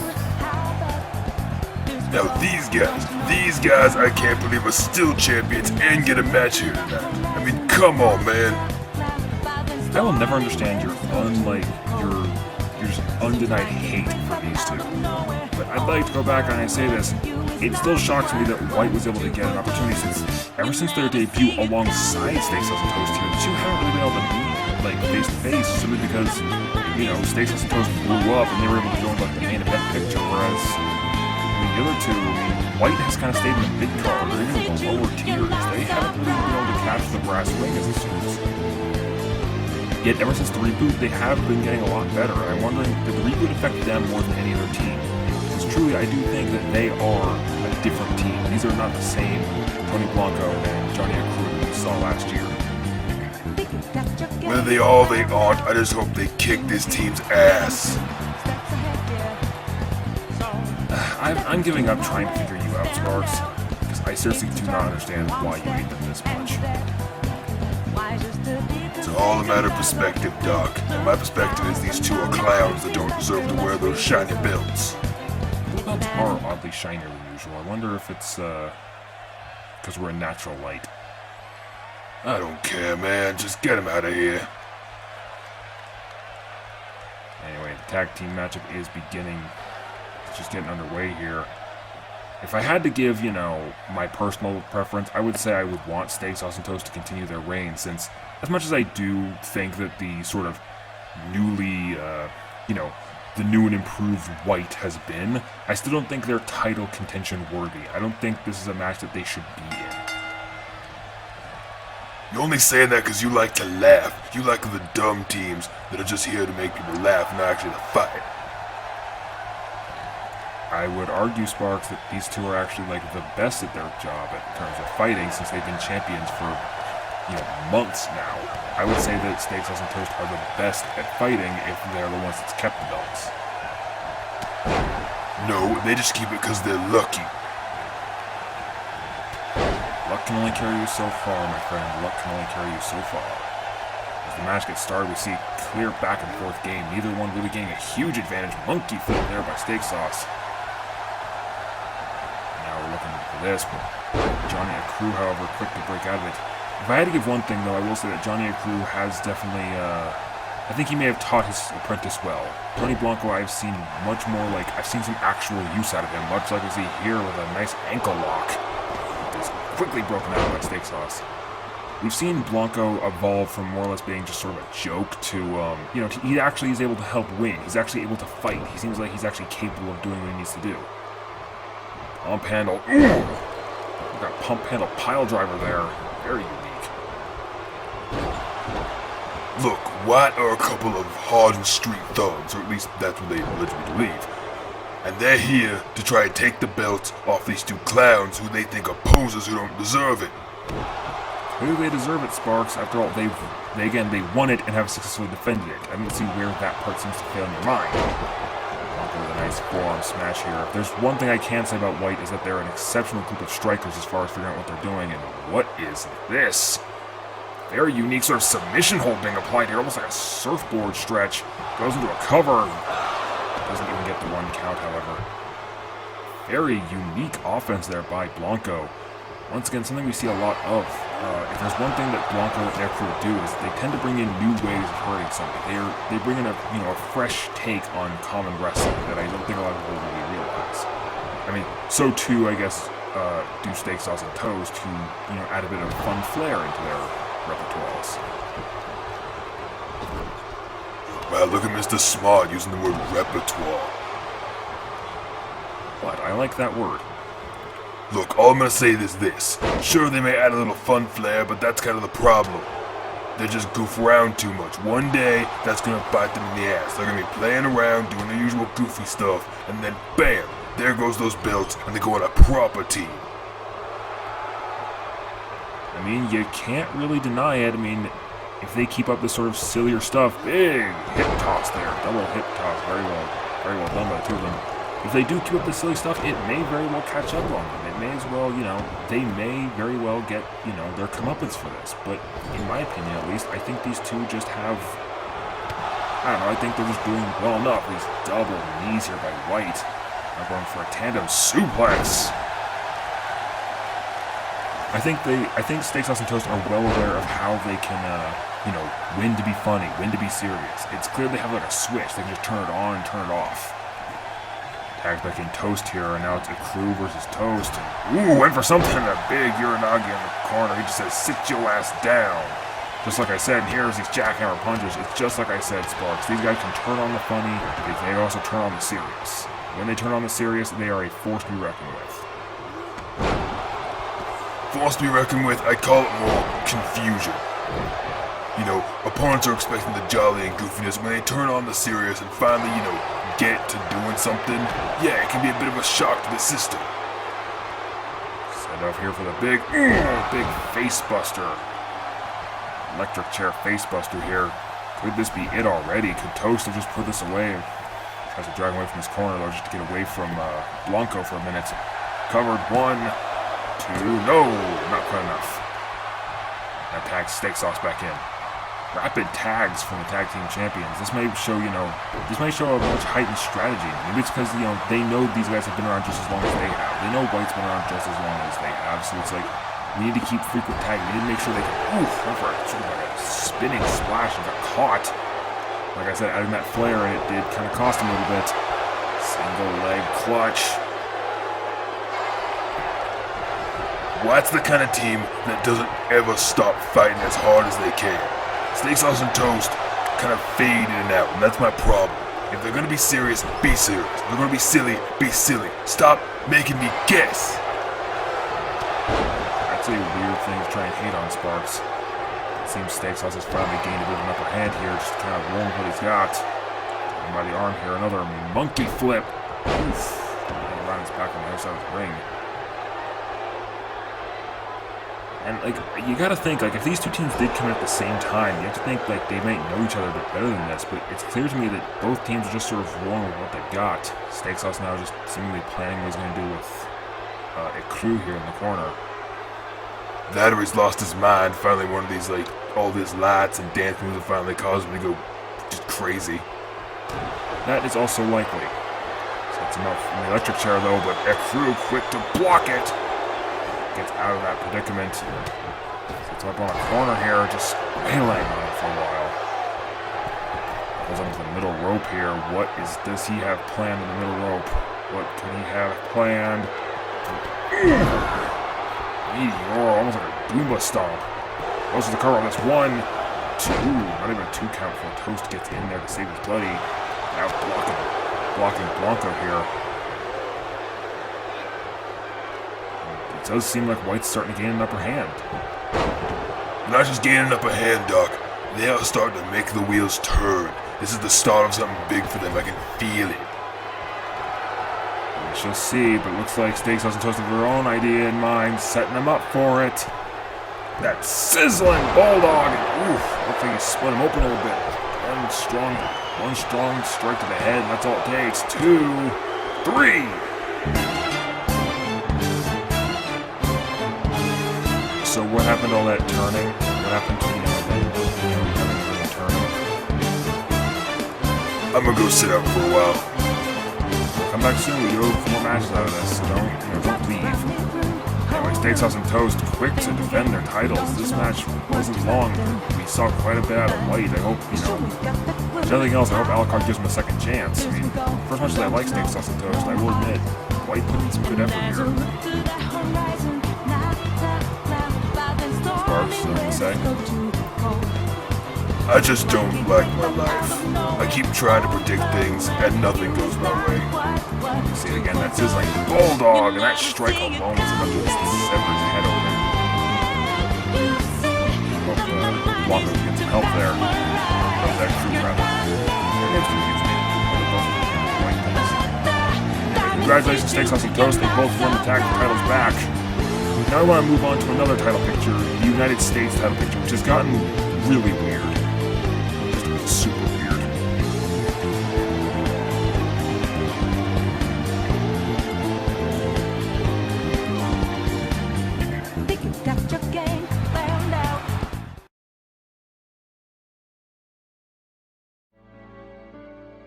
P is for priceless, the look upon your faces. E is for extinction, all your puny races. R for revolution, which will be televised. F is for how f***ed you are. Now allow me to reprise. E is for eccentric, just listen to my song. C is for completion that I've waited for so long. T is for the terror, upon you I'll bestow. Hello.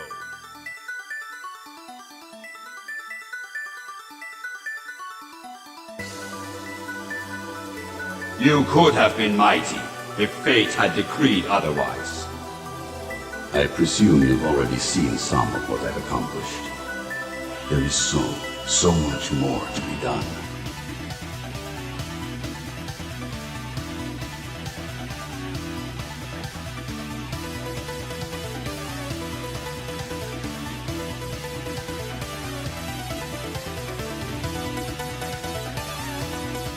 Oh, please. There's not a shrink qualified enough to deal with that hot mess.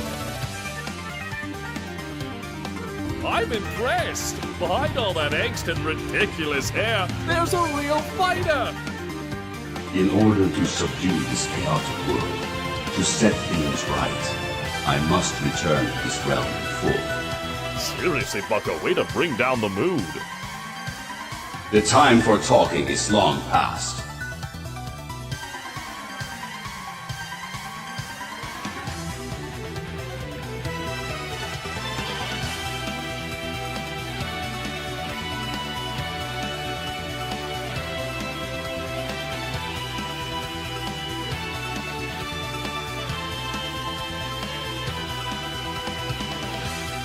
You fight valiantly against fate, but I am stronger here.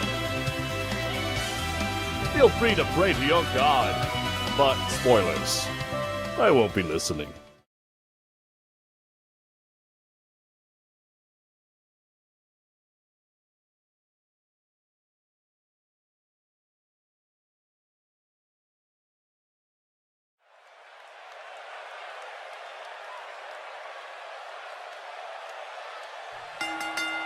The following contest is scheduled for one fall and is for the United States Championship.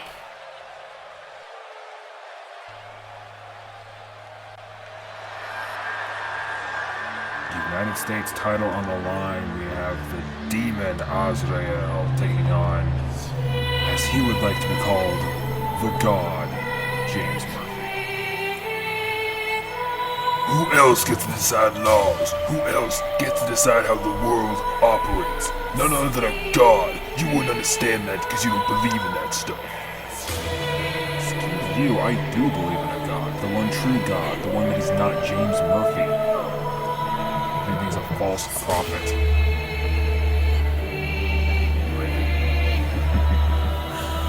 Demon came coming up from the depths as he always does. Only now we see him in more light. I can't tell if that's scarier or not. I'm still terrified, but I'm not sure if I'm more or less. Why? Well, because I can see more, you know? On one hand, when it's all dark, you don't know what he looks like in the dark, so it can be terrifying. Here, though, I can see everything and I am not happy with it. I'd rather just go back in the dark. You can see in the sky the sun is setting here on New York City. This is the kind of matchup that is made for Wrestle Summit, you know, just two guys that just despise one another. They want to come out here, fight for our entertainment, as well as for their own personal reasons. The immensely powerful striker, Azrael, making his way to the ring as he often does, in a meditative stance. You have to think, like, having lost his US title in such an odd fashion, do you think he's ready for anything, or do you think he's just like, much in the way his eyes are now, he can just see red. He just wants Murphy. He just wants him taken down.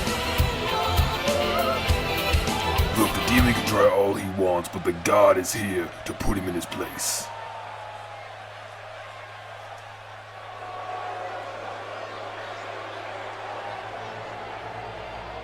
What is going on here? Oh, come on. Really? Really?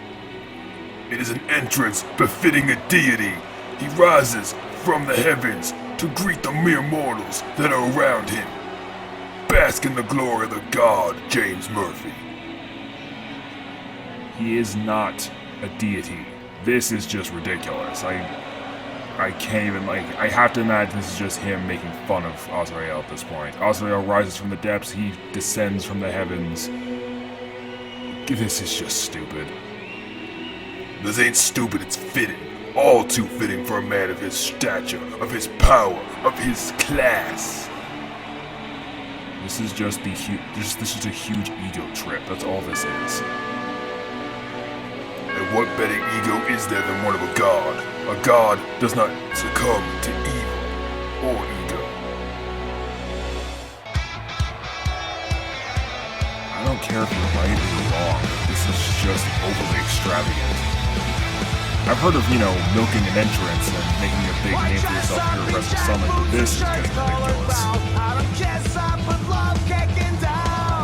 Bask in his glory, for he is a god. He is not a god. I don't care what you say or how many times you say it, I will never accept it. As we saw, James Murphy won it last month, and ever since then, he's just been on a tear as far as just talking up the storm, just boasting about his own abilities so much, even claiming things he clearly didn't. Well, yeah, did you read the history books? How do you know he didn't find America? How did you know he wasn't the first one to plant an apple seed? How do you know all that, huh? I did read the history books, Marks. In fact, that's one of my doctorates. I have 3. One of them is, in fact, history. I can prove to you that this man did not do any of these things. He's maybe in his mid-20s. There's no way he did that hundreds of years ago. Age does not matter to a god. He keeps himself that way, but he is not actually in his 20s. This man is over 1,000 years old. You know it. Sparks, I can really pull up, his genetic information on our database. He is not thousands of years old. I don't care what you tell me.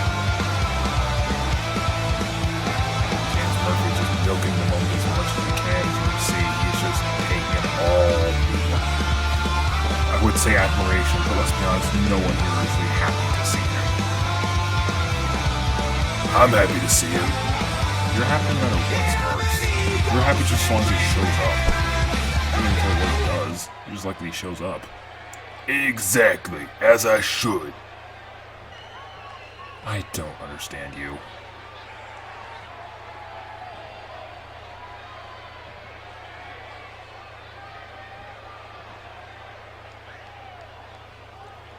Facing first to my right, from the pits of hell, weighing at 225 pounds, the demon, Azrael.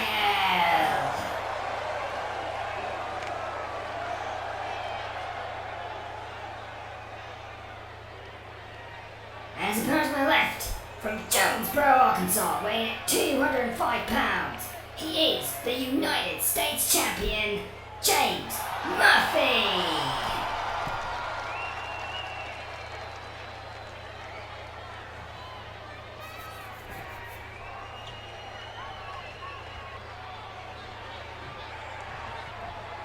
I'm gonna start this thing off by saying this. If he does not walk out of here with that belt, I'm calling the most shenanigans I think I've ever called ever.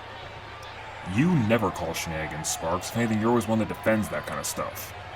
Just my point. If he can't get out of here without that belt, some serious crap's going down. If you say so, Bell is wrong, and both men... Ooh. Looks like it was a counter of a counter. They're just going back and forth. Tie up here into the ropes. And you have to think, like, these men are both very equal in size and strength. Even though... Ooh! Just a slap there by Azrael. It's clear he has no love lost for Murphy. Anyway, you have to think, like, these two are similar heights, similar builds, similar weights even. So you have to imagine that neither one... Ooh, and a slap back by Murphy. Payback for the last one. You have to imagine that their styles are going to be very similar. Like, this is going to be a very quick-paced, but very even match all the way through. And a half crab right to start us off, just to start wearing him down. But Murphy quick to break it out. And again, I don't care what you call him, what you think Murphy is. He's nothing but a false prophet in my eyes. He cannot be anything more than that. He is nothing more than a false prophet that does not deserve our admiration. If anything, he deserves, nothing. Ooh! Running knee there by Azrael. Look, you cannot convince me otherwise. This man is a god. I have witnessed him perform miracles. I have witnessed him perform the impossible. This man cannot be anything less than a god in there. You have a very odd delusion. Went for that clothesline, did not get it though, fell through. Now Azrael looking to slam the leg and a leg DDT. And these early parts of the match, there's always the feeling out process. You really get to see, what your opponent is like. Is your opponent at tip-top shape? Are they, tired? Are they, what is their motive? And right now we're seeing Azrael's motive is very clear, just rain in the hands. He's going for it. We've seen him do this a couple times now. That knee into a neck breaker. Just a quick combination. Look, Murphy does not need a feeling out process. All he needs to know is that's his opponent.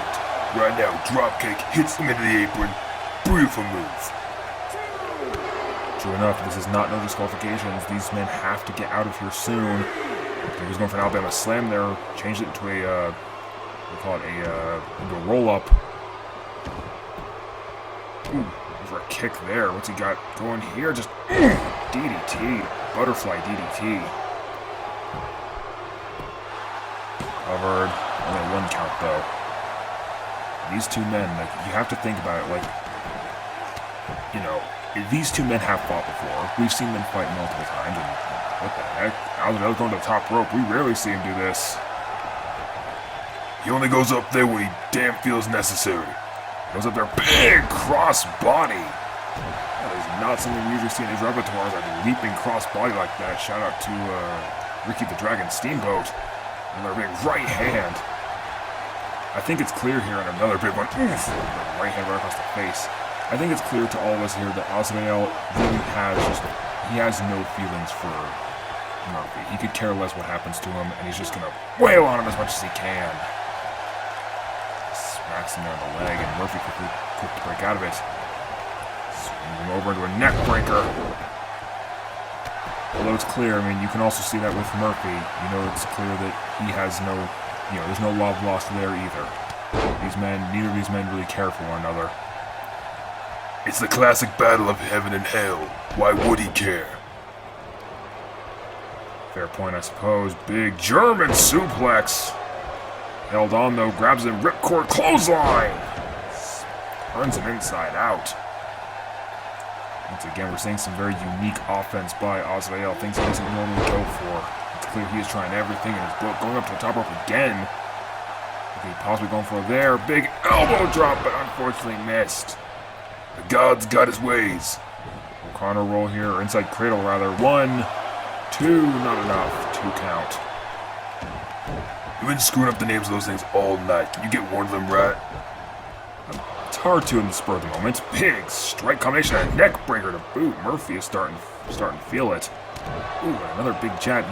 Normally you don't want to go toe to toe or like strike for strike with a striker like Azrael, but in this case we're seeing Murphy actually hold his own. Like he's packing just as much of strength behind those punches. Well, you did just say earlier, I mean, these guys have similar builds, similar heights. It doesn't matter if Azrael can kick you as hard as he can. What matters is that Murphy can kick you that much harder. Murphy now sending Azrael into the ropes. Slings him off by his neck. Now sets him up for something of his own here. Just lifts him up, a double axe handle. Just double punch right to the back of this. Yikes.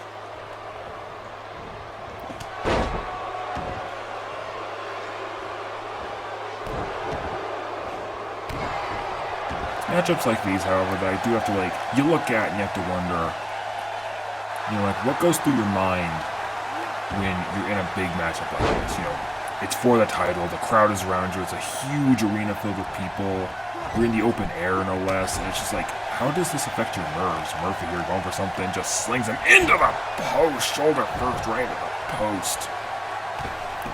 You have to think, like, does this elevate your game? Does this make you nervous? How does this affect someone? For someone like Azrael who really does feed off the IDW universe, it's going to be that kind of thing where this big crowd's going to energize him, it's going to get behind him. For Murphy, though, it's just more witnesses, more followers, more devout people who are willing to respect and honor the God. Went for a cover there, went for a bridge, unfortunately got caught in the ropes. And I still can't believe that you genuinely seem to believe this. Now it seems like Azrael and Murphy are just, again, it's still that sort of feeling out process. Neither one of them have figured out what really to do in this situation. Boston, Crab now, but neither one has really figured out a proper strategy to use against each other. You know, it's still a very back and forth even matchup. You're not going to get out of this. I heard your phone earlier. Do you not have that thing on silent? No, I forgot to. Hang on. You better have that done before the next match. I will hurt you. With what? I'll find a way. If you say so. Murphy on the top rope here. We could be seeing it. That beautiful senton! Picture perfect senton right on the chest of Azrael. And now going for, looks like he's setting up for it. We could be seeing it, Sparks. Hell yeah, the granddaddy of finishers. Here we go. Locks him up for Murphy's Law. Keeps him covered. 1, 2, 3. Almost. Azrael kicks out. We've seen him do that multiple times. Azrael is known for kicking out. What is he doing? Called insurance policy, man. If you can't beat him with your big moves, you gotta try it elsewhere. You gotta adapt, redesign, rebuild your strategy. Or cheat, blatantly cheat by getting rid of a turnbuckle. That is illegal. Oh, what do you know? I know the rule book, and I can tell you right now that is illegal and cannot be done. Murphy now going for a Boston Crab, but his arm already around the ropes to block it. And that's the thing, like, the ref apparently doesn't seem to care that that thing got removed. Oh, and Murphy now is on the top rope again. Looking to jump to the outside here. He's going for a double axe handle, but missed. Azrael quick to get back in the ring to try and figure out what to do next. Murphy slings him off on his head. Now looking to try something here. Russian leg sweep. Goes for the cover. 1, 2. No, not quite.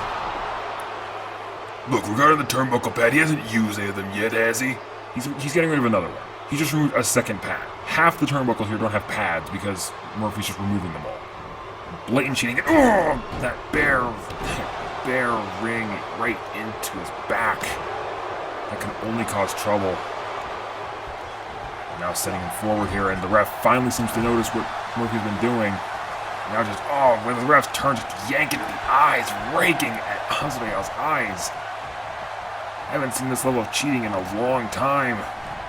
Murphy is just trying everything. He's got every little dirty trick in the book he's trying to use. Now, slings him over the ropes by his head. Azrael finally gets back to his feet, dragon screw. Dirty tricks. Murphy's just doing everything he can to win. In this situation, you can only do, you have to do everything you can to win. You have to try everything that's in your arsenal. Shining Wizard dropping Azrael to his back. We see Murphy try again, or is he going to go for something else here? Send him over into the corner. He's got him on his shoulders again. We've seen it before. We see it again. Murphy's law right in the center of the ring. Goes for the cover. He's going for that cover here. The ref finally gets in place. 1, 2. What? Is that 3? Come on, that was 3. He counted 3. Looks like it's not, and Murphy again going for these turnbuckle patches, trying to remove all of them at this point. Look, the ref undid his good holy work. He needs to put back his monuments. His monument? He's desecrating the ring. He's breaking the rules. How is that holy? It's in his book, therefore I agree to it. Another is back once again right into that steel ring. It's like that. That is why we have the turnbuckles, folks. That stuff hurts. Murphy now just trying to do whatever he can. Azrael! Quick respond again. Ooh! Bicycle knee of sorts, just trying to get at him, and now kick to the back. Azrael stopped caring at this point. He's just going for everything he can. Ooh! Super kick. And the straight jacket. Looks like the demon's finally got his head clear. You don't sound happy. 1, 2, no, only a 2 count. Yeah, you don't sound happy, Sparks. You okay? Why would I be okay when my Lord and Savior is on the freaking ground? Look at him, he's using the turnbuckles. How is that legal? Only because he, low blow in the ref's back is turned so he can't call the foul. Low blow by Murphy, and he's checking the other turnbuckle now. Well, the cover is made, but the ref is checking the turnbuckle. Ref, turn around. The man is covering it. Don't worry about the turnbuckle. His own greed, his own cheating got in his way there, Sparks. His own cheating just cost him that match. That was clearly like a 6 count.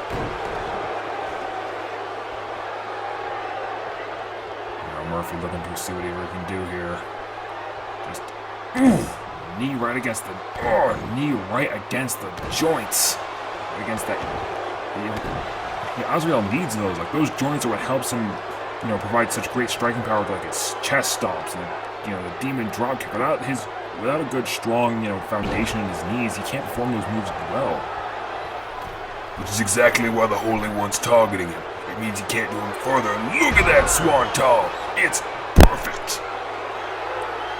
Perhaps so. That was a great senton. Could we see him finally pull out the win here? But no! Azrael, once again, not one to back down. Got him on his shoulders. Go to sleep. Falls into the cover with it. 1, 2, no, not quite enough. It's clear though, Azrael's still fighting strong. He ain't doing anything. He ain't losing yet. Demon drop kick. Right on the button. 1, 2, almost 2.5. It's clear Murphy is not done in this match.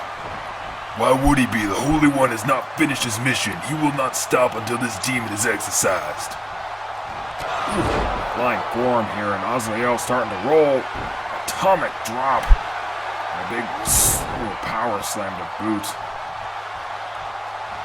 There's something else there, but clearly Murphy had other ideas. Gets him off of him. In his arms here, slings him off the rope. And the quote-unquote Holy One, as you call him, is still fighting well. Both these men are still fighting with all they've got. Elbow drop into a reverse DDT. Very powerful there. Looking maybe going for those stomps, but Murphy quick to block him. There's the punch. Got him on his shoulders again. Looking for the Murphys. Oh, come on, man. You missed him for sneezing, really? I did, unfortunately, but it looks like Murphy doesn't matter. Murphy just won anyway. You missed the winning move because you had to sneeze. Really, man? How do you fail that badly? Look, I'm sorry, alright? That was not my intention. Anyway, I will say this, though. I'm surprised Murphy won. I mean, ignoring all the blatant cheating he did throughout this match, he put in a great effort. Lazy shit, my ass. The ref never caught any of it, therefore it doesn't count. I say congratulations and praise the Holy One, James Murphy. He is out here and he has just won his title. He has secured his title. And he will keep it for as long as he damn well resides. That's quite the speech from you there, Sparks. I think you have that in you. Damn right I do. Don't bug me about it. You see so many highlights here that go to sleep almost through the drop of the panic, but Murphy secures his belt and keeps it. Here at Wrestle Summit, so I guess it's true to say miracles can happen all over the place. Look at this guy. And of course, he's here to praise himself and his belt. From here, we'd like to move on to another feud that's been sparking up a lot recently. You may have seen quite a bit of it over the weeks. I'm certainly keen to see where it goes next.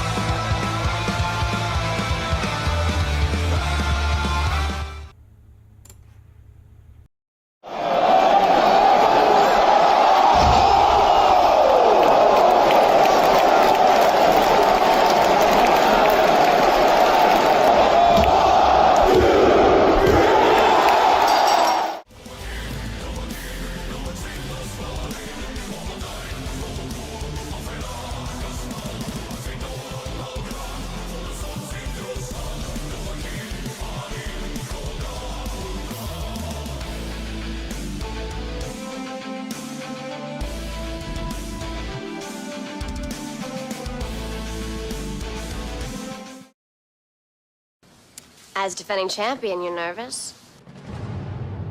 You've gotten stronger. So have I. Power. I have it. They don't. This bothers them.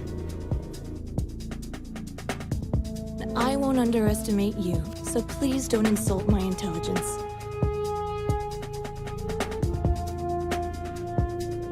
First of all, I'm a vampire slayer. And secondly, I'm retired. It's unfortunate you were promised a power that was never truly yours.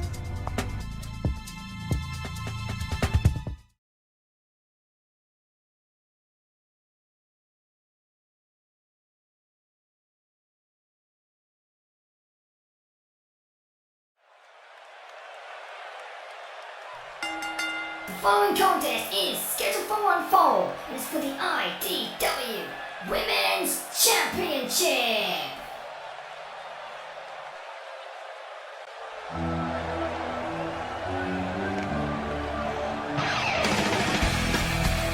Easily the most talked about feud over the last 2 months, the women's title picture is coming to a close here, or at least this major development is coming to a close here. As Buffy's making her way out, you see her hair is down, she's even got wrist tape. This is not your average match, this is a serious affair. She ain't even coming out doing her usual shtick, she is serious tonight. That she is. I mean, how could you not, think about this for a second. She won the Battle Royal 2 months ago, right? She won that to earn her spot. And yet, despite that, she's still, like some people are still calling her, she doesn't deserve it, that she hasn't earned her keep here yet, that she hasn't quite made it to this main event level status, Some are still doubting her. So I think what's happening here is that tonight she's coming out here and she's getting serious. She is here to turn on, to really, turn on the switch, get in high gear, and just prove that she has what it takes to stay here. This is her place and she is here to win. As much as I want to agree with you on that, we have to remember who the champion is. Her challenger, her opponent, is the Dragonborn, Nereus, who has won that title and held it so many times that it's almost impossible to say she would lose such a new opponent, she isn't new. Remember, Buffy's been around here for at least a year or two now, and so she's by no means like new to this whole thing, and she's proven herself quite well. I mean, her performance in that Battle Royale should speak wonders. She came in at 14. You know, that's not an easy number to win. And since then, she's been doing quite well, and you see when the jacket came off, she is not playing around tonight.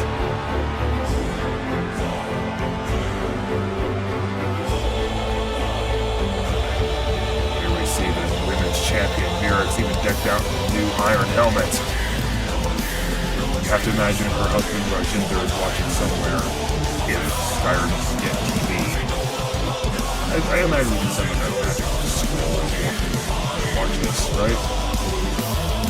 That would just send him a scroll that just tells him the results. Like we write down our commentary on a scroll and send it to him. Yeah, that'd be funny. That would be pretty funny. Anyway, Mirix coming out here. She won her title back from Rose of Sharon Cassidy. Quite an amazing fashion, too. That match was very impressive, too. You see Mirix here pumped up. It's clear she is ready for this kind of match. Letting a big boost throw. Big shout out to all the crowd here. Ready to ring out. It's clear, like, when it comes to these two, you can tell there's definitely a difference in attitude. One's coming in here all serious, looking like she's ready to fight. The other's a bit more bouncy, a bit happier to be out here. I think Mirix is more just happy to be a part of this show. I mean, that was put into question back at Over the Top, you remember? Oh yeah, it's true. It is first to my right, from Sunnydale, California, Buffy Winters!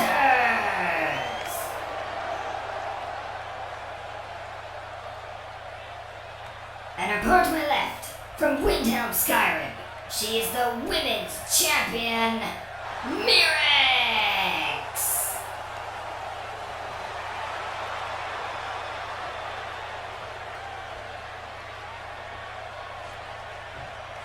As this matchup gets underway, I would be remiss if I didn't say I'm waiting. I am on the edge of my seat waiting for this. This is a kind of matchup you don't get to see every day.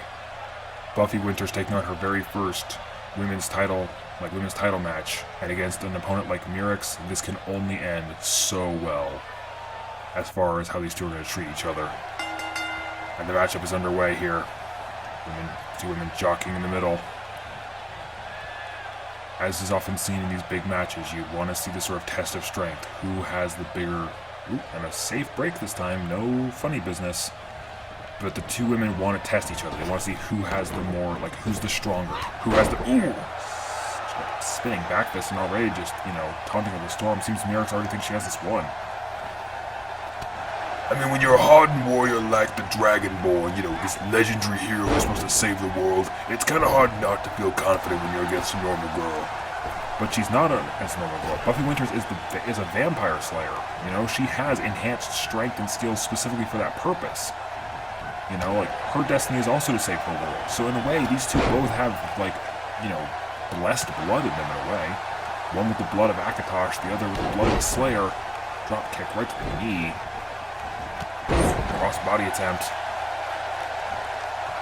But both these women have blessed blood. They're both heroes in their own world. Both these women, neither one of them is necessarily stronger than the other comparatively. I mean, yes, Mirix fights dragons, whereas Buffy just fights vampires, but if you consider relatively speaking, I mean, Mirix has swords, Mirix has swords and heavy armor. Buffy's fighting these things with her bare fists. A bit different when you think about it. Okay, I suppose I have a point there, but I'm still rooting for Mirix on this one. She's more hardened. She has more legitimate battle experience. Buffy, yes, she's been in a few scraps here and there, but I feel like Mirix has more opportunities to be a champion. She's had, she's been at the top of the mountain. She's been at the peak. She knows what it's like, and therefore she knows how to defend herself. Oof, forearm there, but if you're noticing here, Sparks, well, I'll agree with you there. Both these women are going back and forth with their offense. It's hard to say who has the upper hand. Big forearm. Ooh! Forearm into a backbreaker.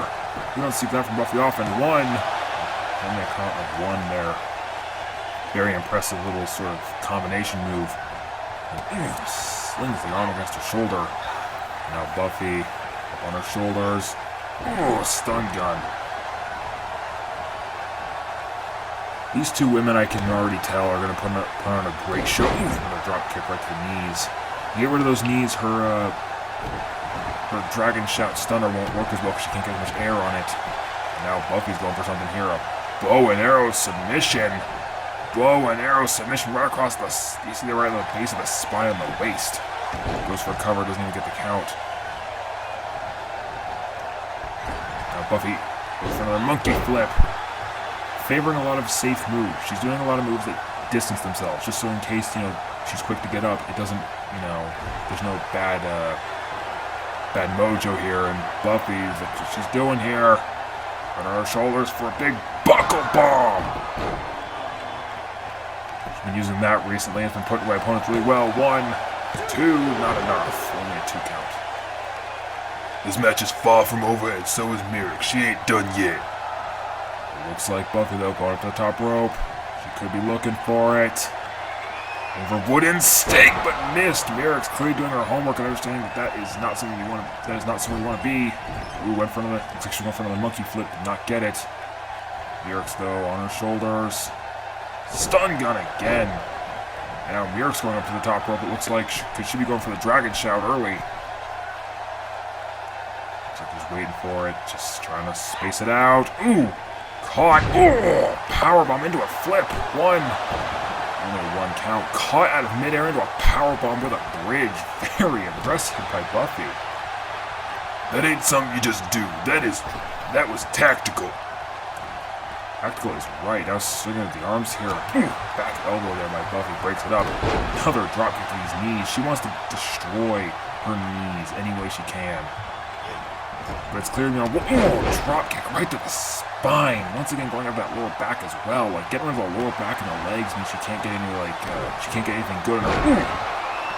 You see it, that cut her into the Dragon Slayer, but her foot right on the ropes. But you notice, like getting rid of the lower back and the knees, like that could ruin this move right here. She could be going for another Dragon Shout.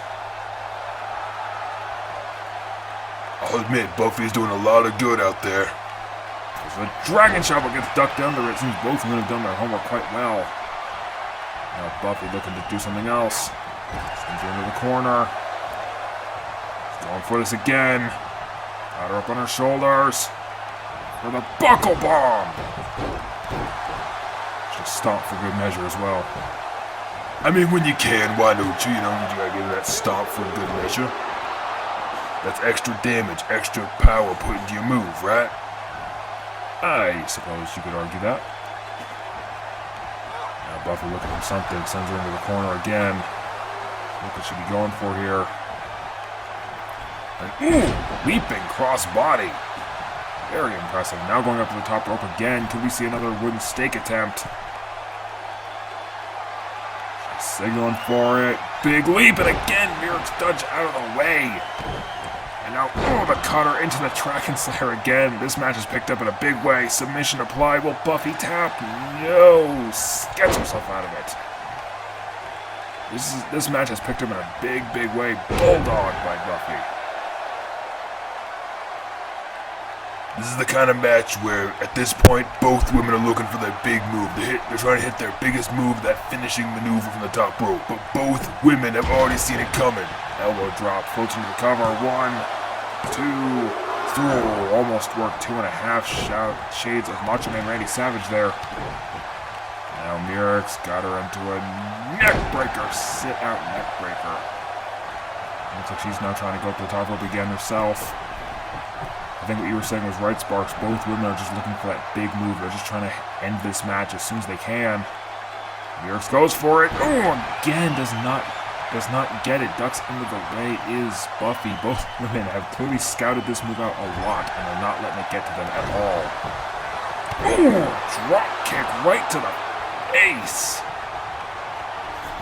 Drop kick right on the face. Could that be it? 1, 2, 2.5 again, and Buffy's arguing with him now. That was a very close count, I'll admit that. That drop kick was just right on the nose even. Probably so. Mirek's now got her hooked for a backpack stunner.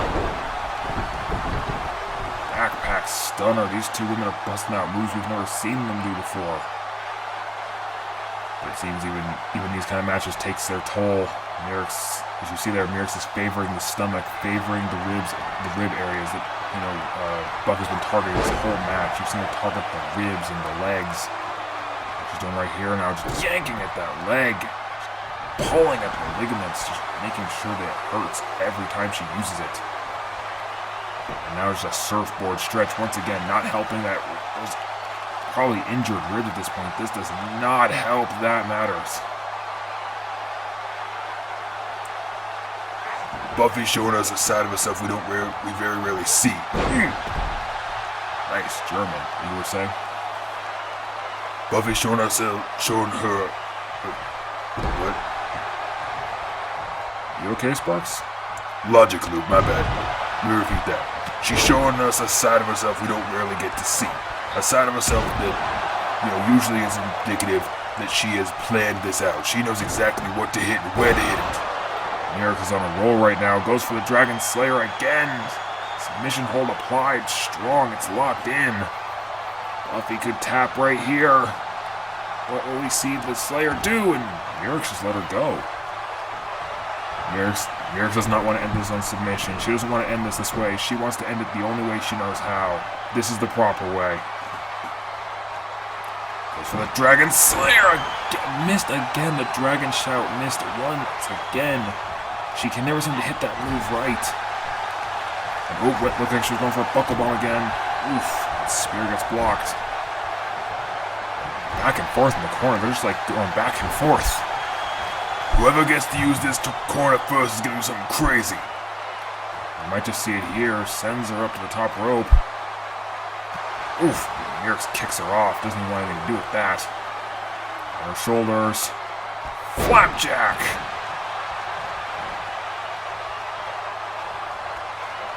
Depths, these women are going. The cutter into the Dragon Slayer again. So many times we've seen it. Her foot is on the ropes, however. The amount of times we've been seeing that move used is insane, yet Buffy continuously keeps fighting. Could be just adrenaline, could be just a whole lot of heart she's gained. We have seen Buffy do some pretty crazy things in the past, but this is this is getting almost too crazy. Merrick's coming up to the top rope again. Could she finally hit the Dragon Shout? The Dragon Shout or the wooden stake. Someone's going to hit something eventually. Ooh, Dragon Shout stunner. Right into the cover. 1, 2, 2.5. Buffy kicks out again. Even after hitting the big move, it doesn't matter to her. Buffy's still fighting strong. Sends her over the ropes. A punch that sends her to the outside. I honestly think I'm right here. I think she's just flattened on fumes at this point. I don't think Buffy realizes what she's doing anymore. Over the top rope here. Big dropkick attempt, but it was too far and unfortunately just kind of whiffed it. Merrick's, however, still stunned on her feet. Buffy is not, no worse for the wiser as it was. Ooh, slam on there and, is that a sleeper hold? Slings her over into a sleeper hold. Buffy trying for a submission herself, but Merrick's once again, the foot on the ropes blocks it, but that was a very unique maneuver. Since when the hell has Buffy Winters ever been known for a submission game?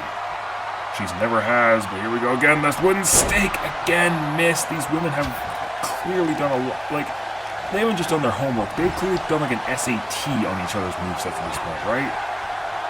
Considering the amount of times they dodge each other's stuff, yes, these women have literally taken entire classes based on what these women, what the other will do.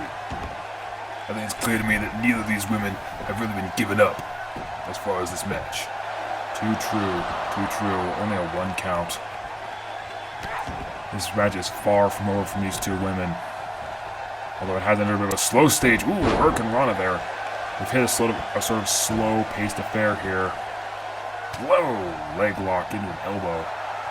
Now Merrick's just getting the favor of the crowd once more.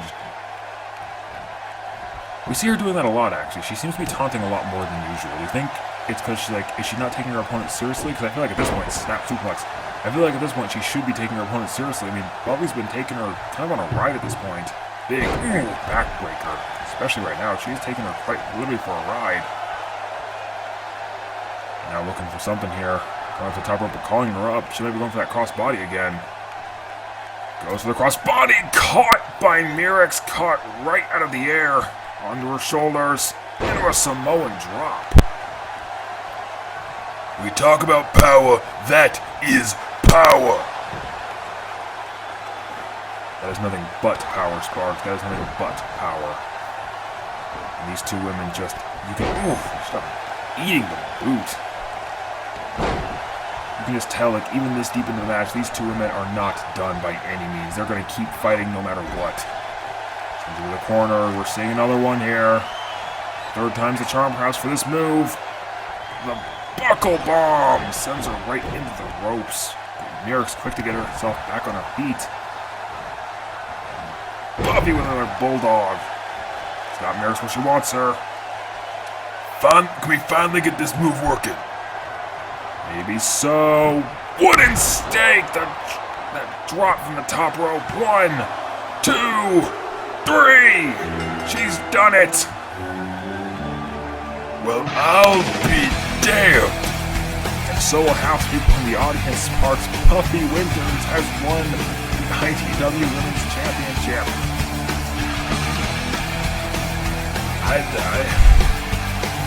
I'm in shock. To say the least, I'm in shock.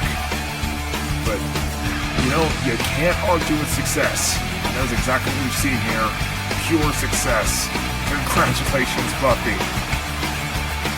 Congratulations. I gotta say too, congrats, winners. Done us proud. As happy a moment as this is, we must unfortunately transition to something not so happy. A situation involving Yamashita and Team Caffeine.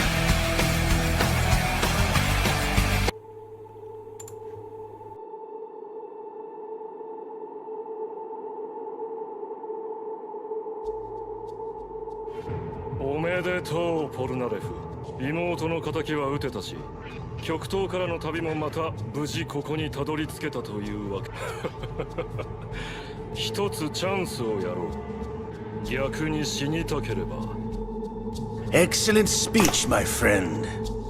Gift of the silver tongue. They say it's the mark of a good officer. And of a liar.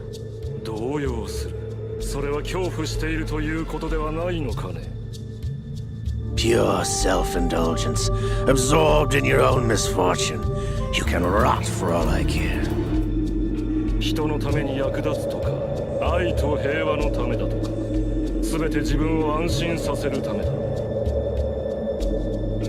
Even rookies can fight like men of experience.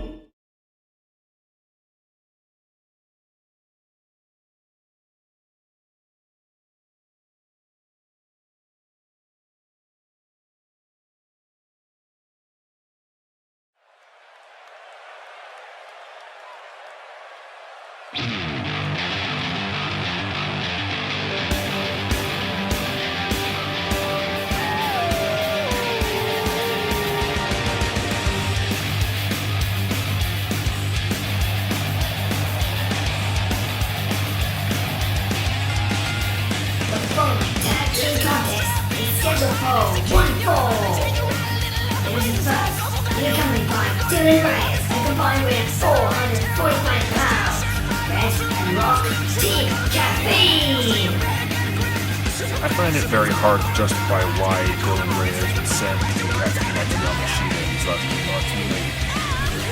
He claims that he doesn't like how self-indulgent Yamashita is, but I know what to say about that. Are you blind? I mean, look at the man. He comes out wearing flashy orange and blue, like he wants to be seen. He wants to be seen. He wants people to feel sorry for him because he can't get a win.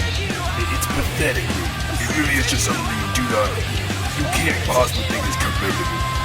These guys are just here to teach him a lesson. Well, who do you think this friend of his is? You know, Yamashita claims he's a friend that's going to help take care of Team Caffeine. I mean, who do you think that even is? Whoever he is going to get his ass beat by the best tag team in the business. Honestly, it's hard to say. We've seen Yamashita do very well in tag team work as well as just being a great singles competitor. But we also know exactly how dangerous Team Caffeine can be. They were tag champions for a long time. They put a lot of tag teams, you know, they kind of put a lot of them under. Especially with Dylan Reyes to help him out as, you know, help him out as backup. It's a little hard not to see that these three have dominated the tag team division. Glad you finally see my point. Doesn't matter what Yamashita does, these three are going to take them down. Very well be. We're just going to have to wait and see what happens. Caffeine, Red, and Rock. Honestly, one of those things where it's like, I'm not sure how this is going to go down, but I know one thing, it is not going to be pretty. Look at these men. They are confident, they're calm, they act like nothing's wrong, exactly as you should act in this situation. I'd say they almost look too relaxed, like they don't take this threat seriously. Threat.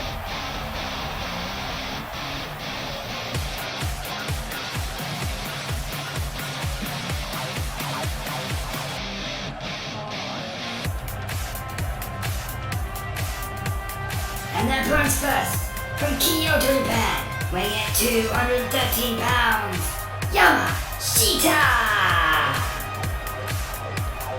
Japanese sensation superstar who's been, again, one of the most veteran competitors in our industry. I understand what Reyes was saying, but I still don't understand why he would seek Yamashita out of all people. I mean, there's no bad blood between them as far as I'm aware, so it's a little odd that these two would go after him so blatantly. Not only that, just like 2-on-1 attacks constantly, it just doesn't seem like it doesn't make any sense. Dylan Reyes is out here just to teach this man a lesson in humility, that's all it is. Who's his partner going to be?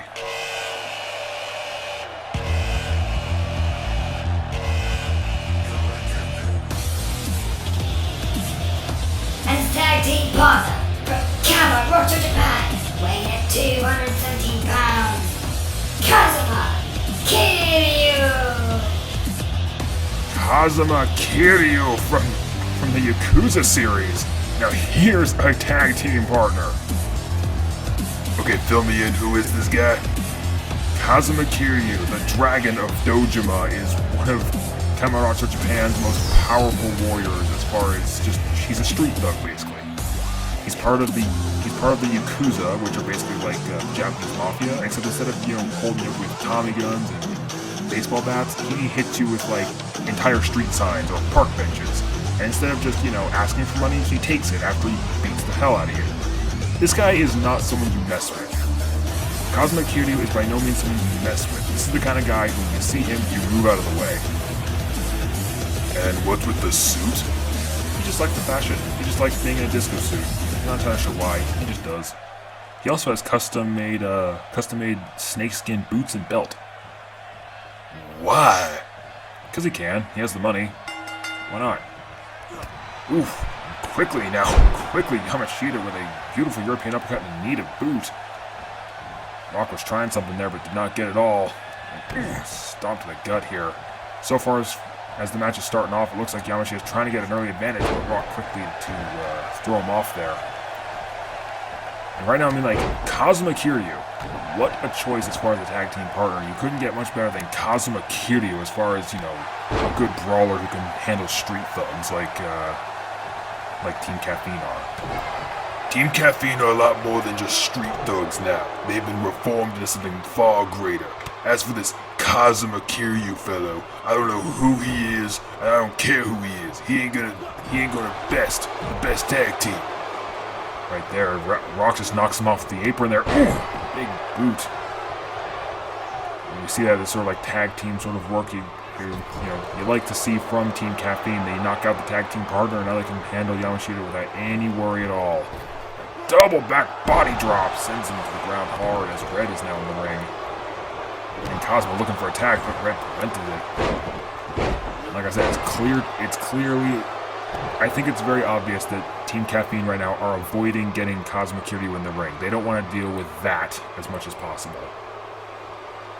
I'm sure Dylan Reyes told him exactly what to do. Keep Yamashita away from his corner. Isn't that the strategy in every single match? Every tag match, you want to isolate one guy so you can beat the hell out of him. I suppose that makes sense. Ooh, and once again, trying to eliminate Kazuma Kiryu, not wanting him in this match at all.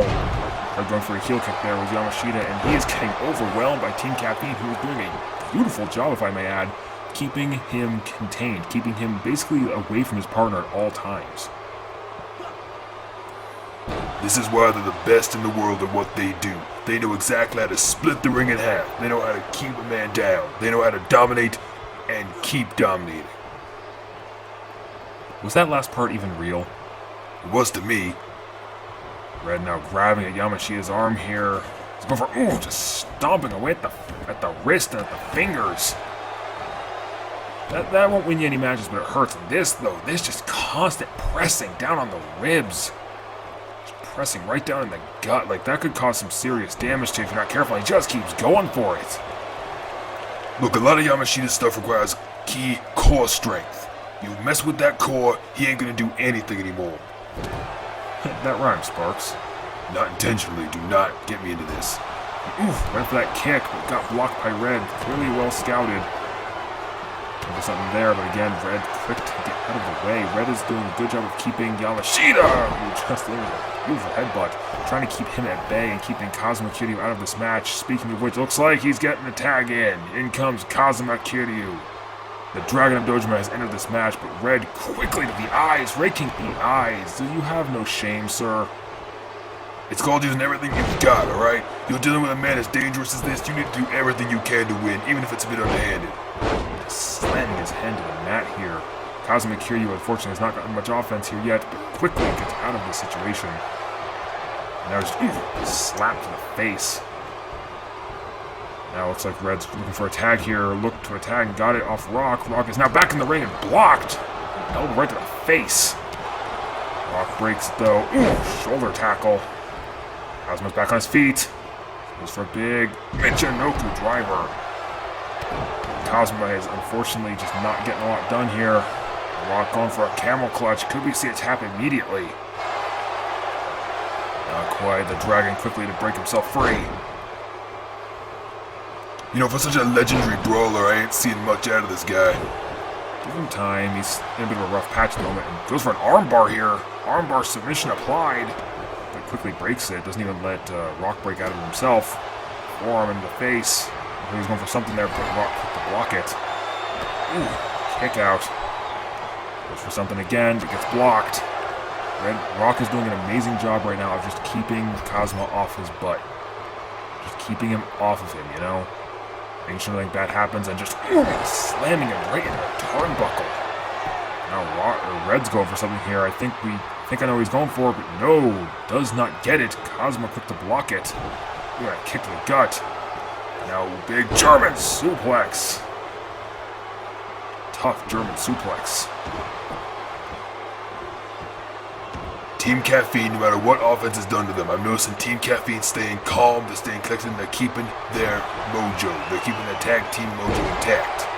Drop toe hold, sends him right into the ropes here. And just yanking on it right in front of his partner. Rock is not doing anything. Because he knows he can handle it. He knows this ain't a big deal. Kazuma, though, after all this offense, looks to try and get his partner in, but no, Rock blocks it. Red blocks it. I keep getting their names mixed up. Figure it out, damn it. Now just sending him back and forth, corner to corner, coast to coast. Just doesn't seem to care what he's doing. Kazuma breaks out of it, though. Forearm into the corner. What a headbutt. What is he doing here? What is Kazuma doing here now?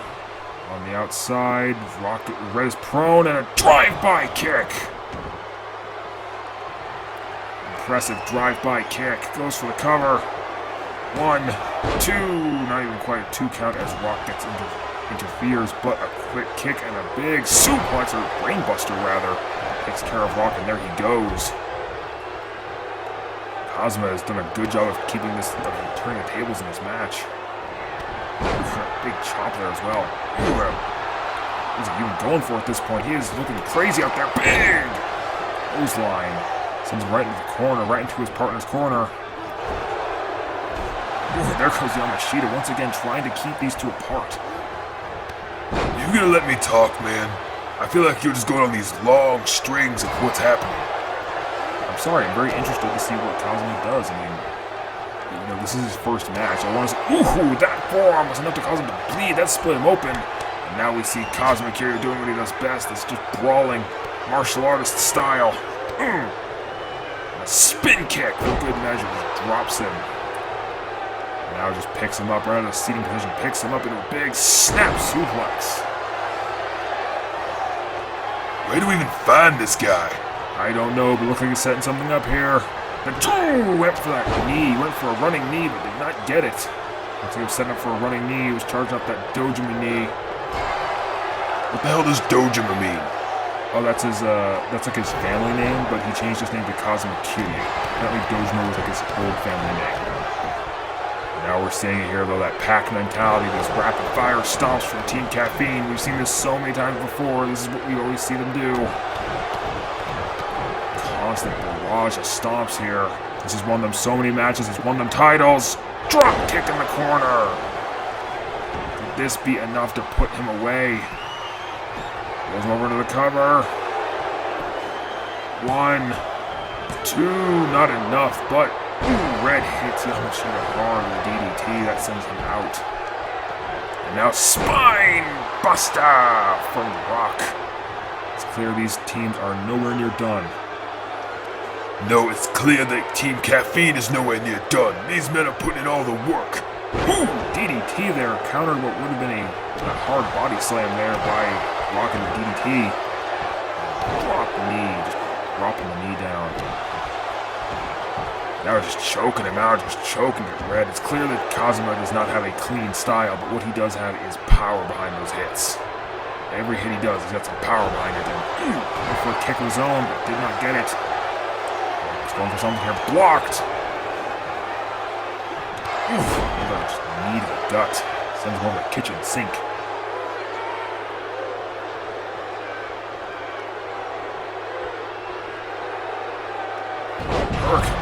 That's new. Everything this man does is new. We haven't seen him before. Ducks on that clothesline, goes for another kitchen sink, but missed. Now, went for a wind-up. Look, he was winding up for a forearm, but quickly gets out of it, and tries to go for a knee, does not get it. Another wind-up. Face right into the turnbuckle, is already bleeding face. Sends him back into his own corner, trying to get things done. Big clothesline.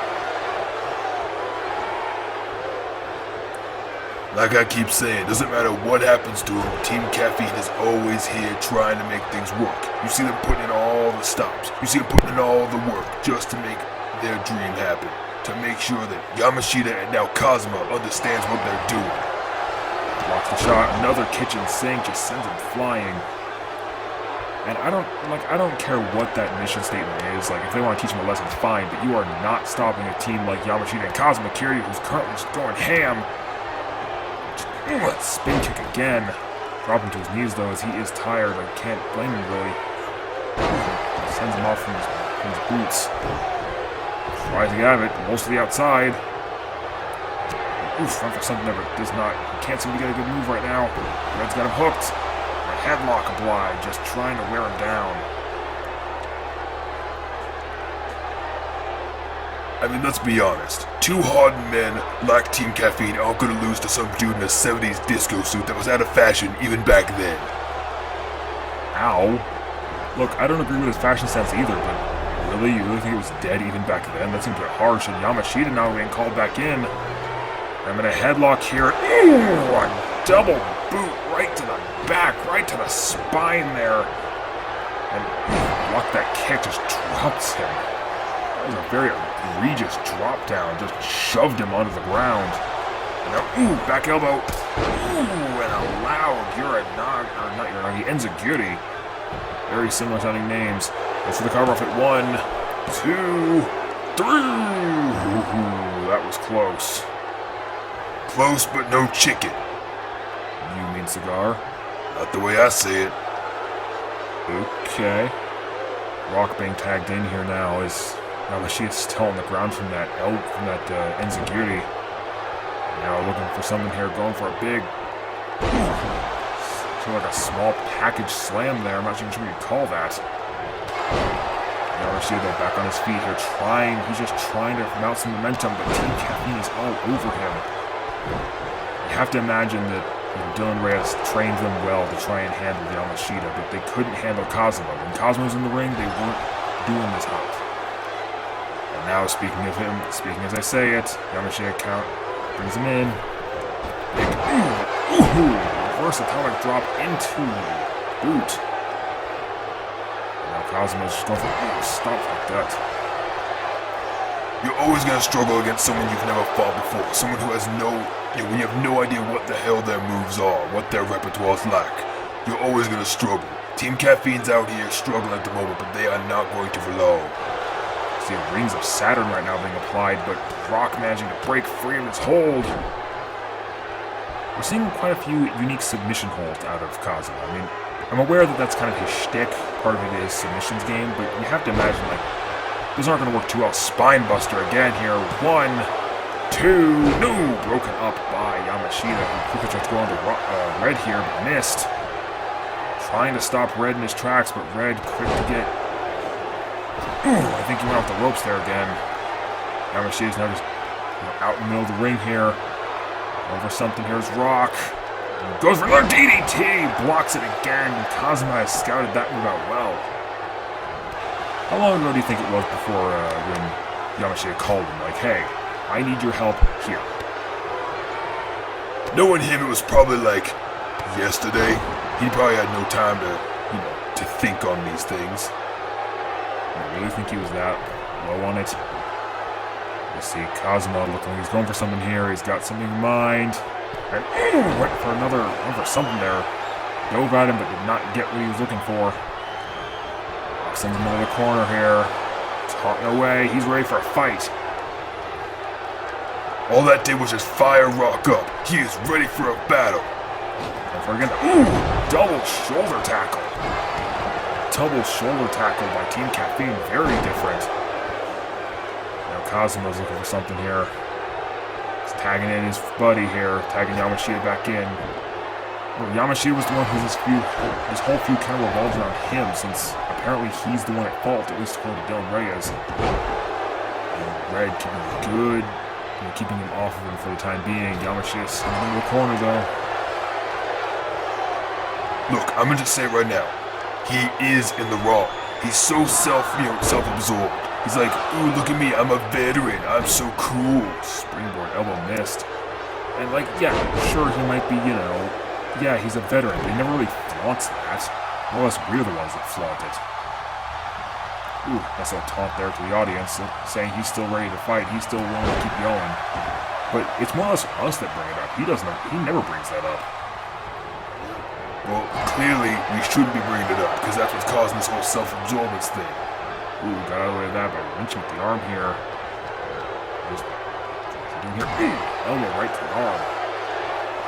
Now going for something here, big brainbuster. What is Yamashita thinking as far as what is he thinking of doing here? He's got something in mind. He's got something big. Jump off the ropes. Ooh, and a big clothesline. Big springboard clothesline. 1, 2, no. Broken up by Rock, who also managed to get Kazuma in the process. Kazuma rolls out of the ring. She is left to his own devices for the time being. Red quick to break this up. Quick to get out of that situation. It's all over from here. You just gotta wait. Just wait for the punchline, basically. I don't see the joke here, but... See, Red here has got Yamashita on the ropes here. Oh, backbreaker across the metal turnbuckle. And Rock's trying to fight Kazuma on the outside here. Kazuma goes back to his corner here. Ooh, that back hit, and again, another enziguri. That knocked him out last time. Could this be what does it here? Covered. 1, 2, no. Kazuma manages to break it out. He got back in and breaks him up, but another big jumping clothesline breaks Kazuma down and sends him to the outside once again. Yamashita with a nice little spin kick. We're seeing it time and time again. Constant tags, constant, breaking things up. You see Team Caffeine literally keeping these two separated, not just by the ropes, not just by the ring, but even just the outside and the inside. You see them constantly knocking each other out. They're trying to fight this 2-on-1. Big Bulldog there splits Yamashita open now. And in a way, you're right. They have been fighting a lot of just 2-on-1 battles. This has been very much like, it's hardly been a tag team match, more just a 2-on-1 handicap where the opponent keeps changing. And now he's looking at the arm again here. Oh, just stomping at the wrist and fingers again. Red did this earlier, and again the same arm. You can't perform the clotheslines that he does if you have a bad arm. Let's recover 1, 2, not enough. Kick out at 2. Cosmo got in the ring to try and save it though. I'm no strategist, I'm no mathematician. All I can tell you is this. 2 is better than 1. If they keep this isolation game up, they're going to win this. Maybe so. Cosmo sends him into the ropes here, went for a kick, but missed. Clothesline of his own there, just drops him. Cosmo though gets up and European uppercut. Single leg drop kick right to the face. It's a wonder that any of these men are still fighting. This match has been going on for a while. It's a wonder these men are still fighting. Spine Buster the 3rd time. Still lovely to see. Cosmo quickly to break out of it, just gets right off it. Kicks him away. And now we're seeing this again, these rapid strikes. This unique martial artist style that we've known to, well, I guess we haven't really known to love since it's his first match, but we've seen it 3 times at this point. It hasn't been working? No, it is to try something else. Find a new strategy. Kicks out of the corner there. That could have been bad. Sends him into his own corner. Ooh, there's the boot. Boot in the corner. Now he's looking forward. He's got that knee. You see his leg jiggling there. Ooh, the Dojima knee right to the face. Unfortunately, he was under the ropes, so he was able to break it. That split rock open. A huge Dojima knee. That knee strike is something else. Goes for the ringside cider one more time. If he had more presence of mind, he would have gotten him away from the ropes before he pinned him. That may have actually won it, but this man's an idiot when it comes to inside the ring. He's just breaking out of the rings of Saturn again. Nothing to do with that is Rock. Surprising fortitude for a man who has taken as many moves as he has. Goes for the Argentine hold. Argentine neck breaker. Very unique. I think that's not something we see from Rock at all. Not even so much as, it's not so much something that we never see him do. It's just we have literally never seen him perform that technique. Whoa, flip up into an enziguri. Now, there's something I haven't seen in, ever. Goes for the Hurricane Rana. Ooh, sends him across the ropes. Those ropes will gouge right into your neck, cutting off blood and oxygen to the brain. You can't think, you can't win a match. That's true, that kind of stuff can get you really lightheaded. Granted, losing a lot of blood in your head will too, and all except for Kazuma have that problem. We see that again, that press down right against the stomach, right against the sternum. That core strength that's required for a lot of striking is just not going to be there. Sends him to the corner again. Ooh, and gets out of it is Kazuma, but Red is still fighting. Kazuma's still fighting. Red is countering. Kazuma did not counter that time. These teams must be... I can't imagine any of these members, any of these men are not exhausted at this point. Puts him up on the top rope now. I think we know we're looking at here. Red specialty, this turnbuckle backbreaker. It's so devastating. Floats into the cover here. 1, 2. Oof. 2.5. Kazuma kicks out. Put a big DDT there by Rock. Sends Yamashita out of the ring. Try for a while. Get clothesline. I'll give it for Kazuma and for Yamashita. They're staying in this match for a long time, but you can't win a match just by staying in it. You need to get that pinfall. Cheap shot there by Rock in the corner. And I'll agree to you there, but you really can't argue with these results. I mean, Team Caffeine has been on quite the roll here. It's just a matter of time before they win. Oh, you mean like this? He's going for it again. That he is. He's going for this one more time. This turnbuckle backbreaker on the Kazuma. This may have worked the last time had Yamashita not interfered. What do we see here? Center of the ring. Not in time. Yamashita was not in time to save it. Team Caffeine wins. Alright, am I right or am I right? Fine, we're right. They win. Unfortunately, Yamashita and Kazuma Kiryu could not pull it out tonight. Team Caffeine have won. I guess proving Dylan Razor's point and teaching him a lesson. Well, from one new arrival, I'd like to bring attention to another one that happened last month. Zola Green. Her interesting introduction.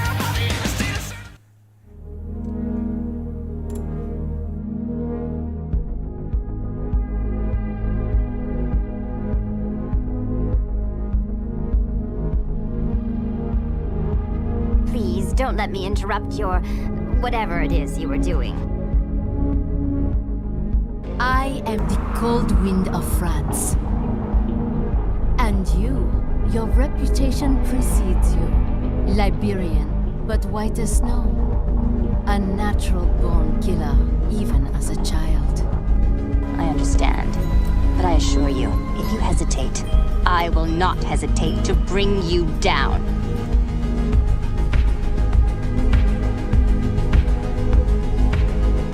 I lost my whole family, everything. That's when I realized I am a killer too, and a good one at that. My enemies fell like domino, one after another. Not once did I feel threatened. I was adrift, without challenge, without purpose. At times, I even envied my prey.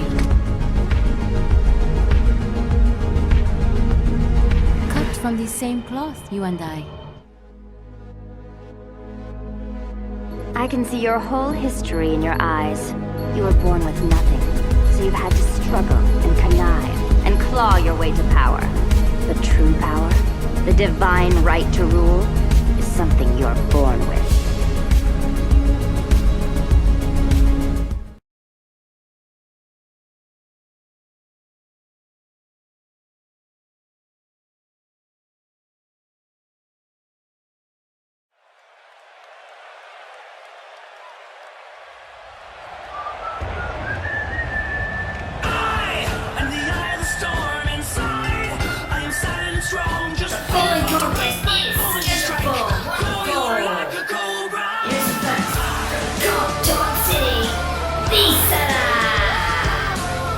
I cannot tell you what had gotten into that mindset of Lisa here, but she has just like... Has she gone insane? You know, she used to be like this good person who just, you know, helped out everyone, but as soon as Zola Green starts to debut, like, she comes down the rip and she just attacks her? Like, what is going on here? I like to think of it more as professional women, you know? You gotta break in the new blood. You gotta make sure they understand where they sit. You don't want a new blood coming in and just, you know, taking your spot in line. I think that's what Lisa's doing. Trying to keep her opponents down. You know, trying to keep Zola in her place.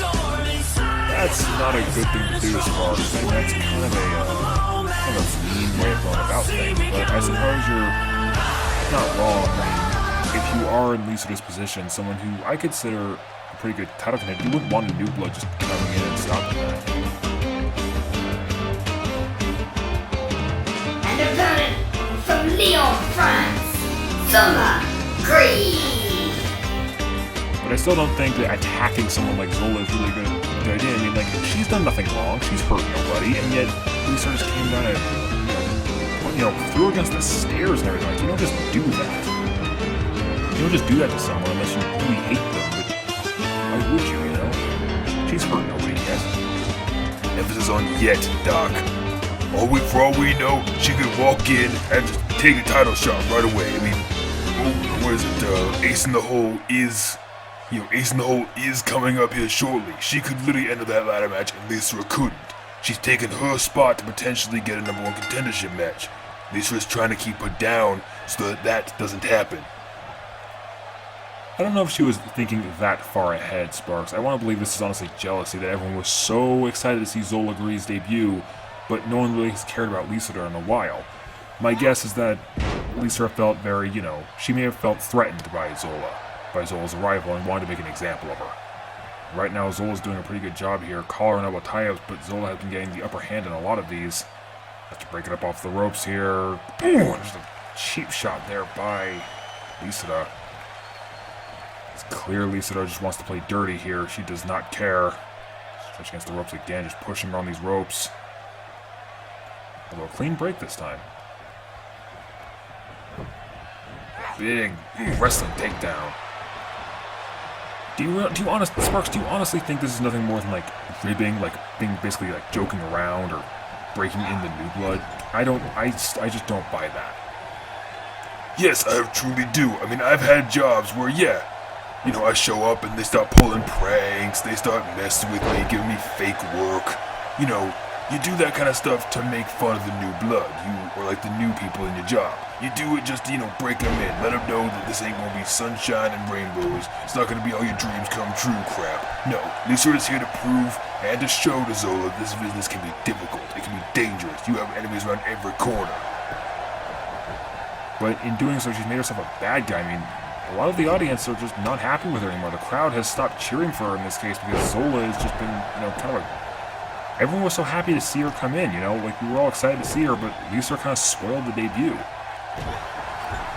Meanwhile, as the match goes on here, Zola has done a good job getting out of that bad offense. Ooh, drop kick right in the corner. And I feel like, Lisa spoiled your debut is something that's special. You need to have that, your debut isn't just something you can do twice. You can't redo a debut. Up on the top rope here, what is Zola thinking? She's going for here, big, went for an elbow but did not land it, unfortunately. Lisa dodged out of the way. But yeah, you can't redo a debut. That's not something you just get back, So Lisa stole something that's very important in a way. I wouldn't say stole, it made it memorable. Think about it. Now Zola will forever remember who her first major opponent was, her first enemy of sorts. She'll always remember that she didn't come into this place with a whimper, she came in with a bang. Isn't that the phrase that says the greatest things don't go out with a bang, but they go out with a whimper? Well, I mean, yeah, I guess that's one way of looking at it. Zola Gree here, doing an amazing job of just keeping Lisa at bay, stretching at the knees here, just yanking at the leg. Let's go for a cover off this. 1, 2, not even two. Not even two, only getting a 1 count, unfortunately. Went for a drop kick. Not quite. The cold wind of France is not going to back down even to a time patroller. As Lisa is delivering these big rights, all using that robotic arm. Doesn't even get a 1 count though. Zola is clearly here to fight. Ooh, went for the knee, but gets dodged up. Gets dodged. Oof, big kick.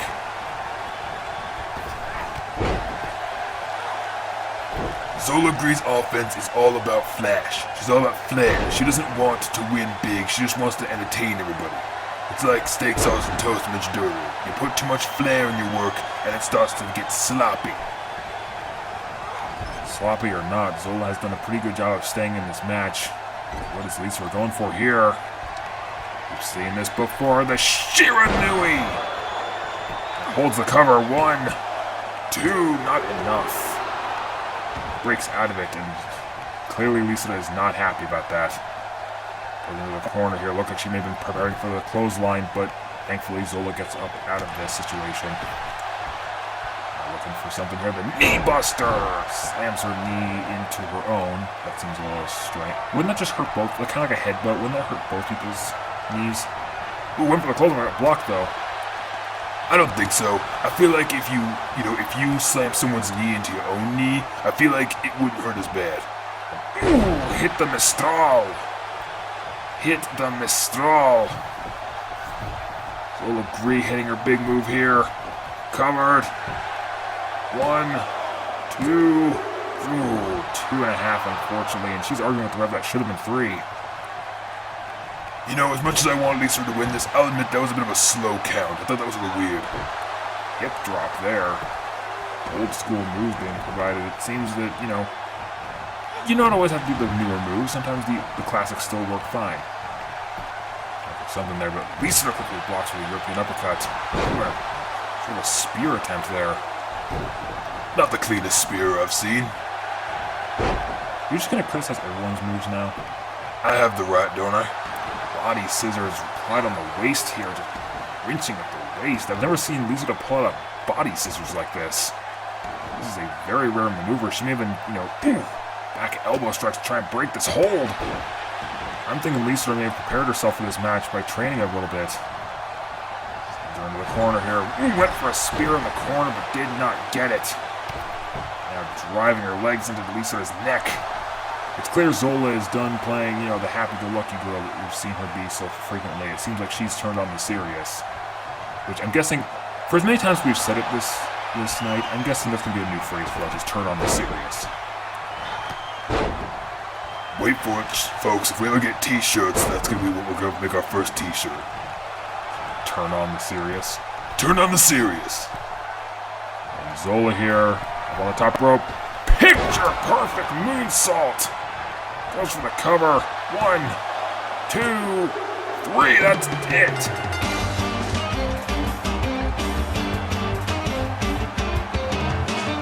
That was quick. Zola Green well, that wasn't very quick. I'd say it was a pretty good match, honestly, Sparks. Zola Green managing to dash the hopes of Lisa here. Picture perfect moonsault just dropped her. That was very good to see. You can't say Lisa didn't try, though. But Zola Green put in the best work she could. That picture perfect moonsault put her away for good.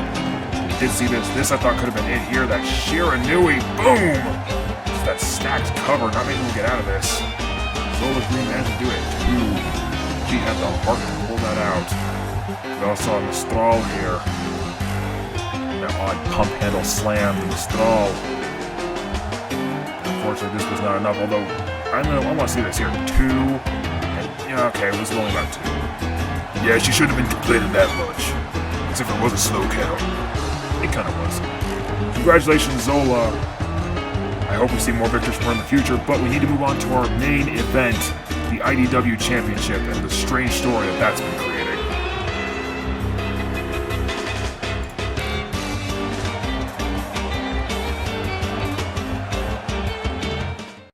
Finally, Mars has accepted my sacrifices and unleashes me.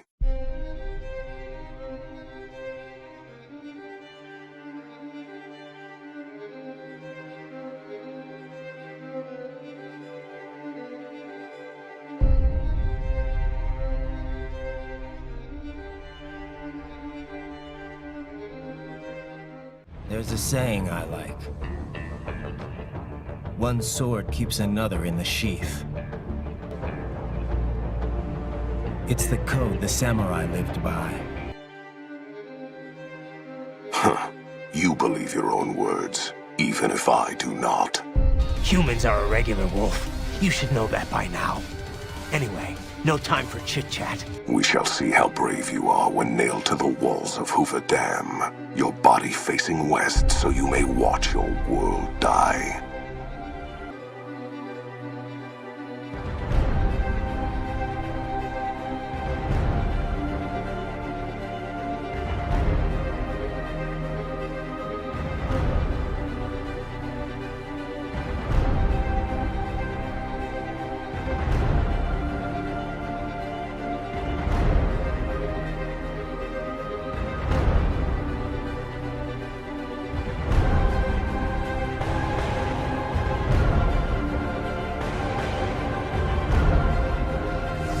My sword is a means to an end, to protect those you prey on. I shall make a cape of your skin, and your skull, it shall sit by my side, mute.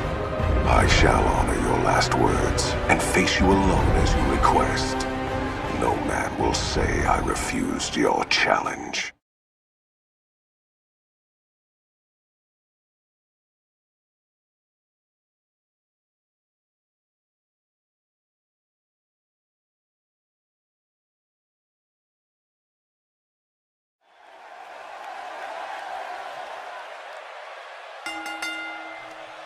The following contest is scheduled for one fall and is for the IDW Championship!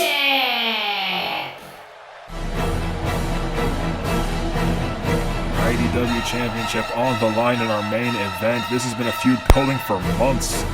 Bastion Marks making his way down ahead. Hello! Looks like we're getting this thing done early. I guess so. Travis Walker just ambushing him on the stage here.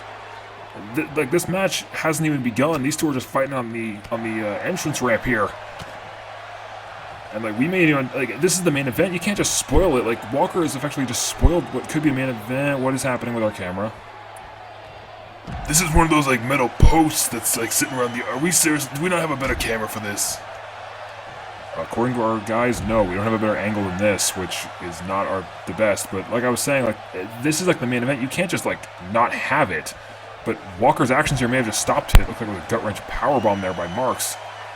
Remember, like, they're fighting on the ramp. There's no cushioning up there. Like, anything they do is going to hurt a lot worse. They need to get into the ring, otherwise this match may not happen. Look, I may respect Walker. I might think he's like, you know, he's a good champion, one of the best we've had. But you can't go spoiling the main event of a show like this. I would say so. I mean, you can't go around just, like, you can't just not have the main event of Wrestle Summit. Like, that's not okay. Marks, though, doing the right thing here, walking seemingly over to the ring. Walker, though, finally getting up. But Marks doing the correct thing here, getting into the ring to make this matchup, you know, get the bell rung and get this matchup underway. Walker, though, trying to land the first strike of sorts, trying to ambush him on the ramp, but it seems Marks was ready for him. Now the two here in the ring. The bell has finally rung. He's trying to lift Walker up, but Walker is too strong for him. Deck right into the back. Marks is still wearing his vest, mind you. It's like, this is unprecedented. I was not expecting this. No, but you can't deny this is one awesome way to start the show. Start the show? This is starting the match here, Sparks. Where have you been? In my own little world, since I was, you know, the tag titles are held by idiots and everything like that. Not everything's going my way. I'd say a lot of things are going your way. And we're seeing the blackout. That stomped the blackout. Can we already see an ending here? 1, 2, no. Not quite, but they did fight on the ramp for a while. And that kind of fighting does do a lot out of you. Looks like Marks is trying to set up for the Apocrypha knee. Oh, got caught though. And Walker here trying to figure out what he can do next. Marks, arm wrench, back body drop.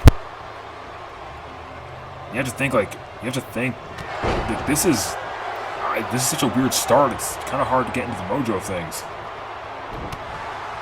I'm with you on that one, but it's good to see these two men got in the ring and the match can actually happen. Yes, it is hung on the ropes of a suplex.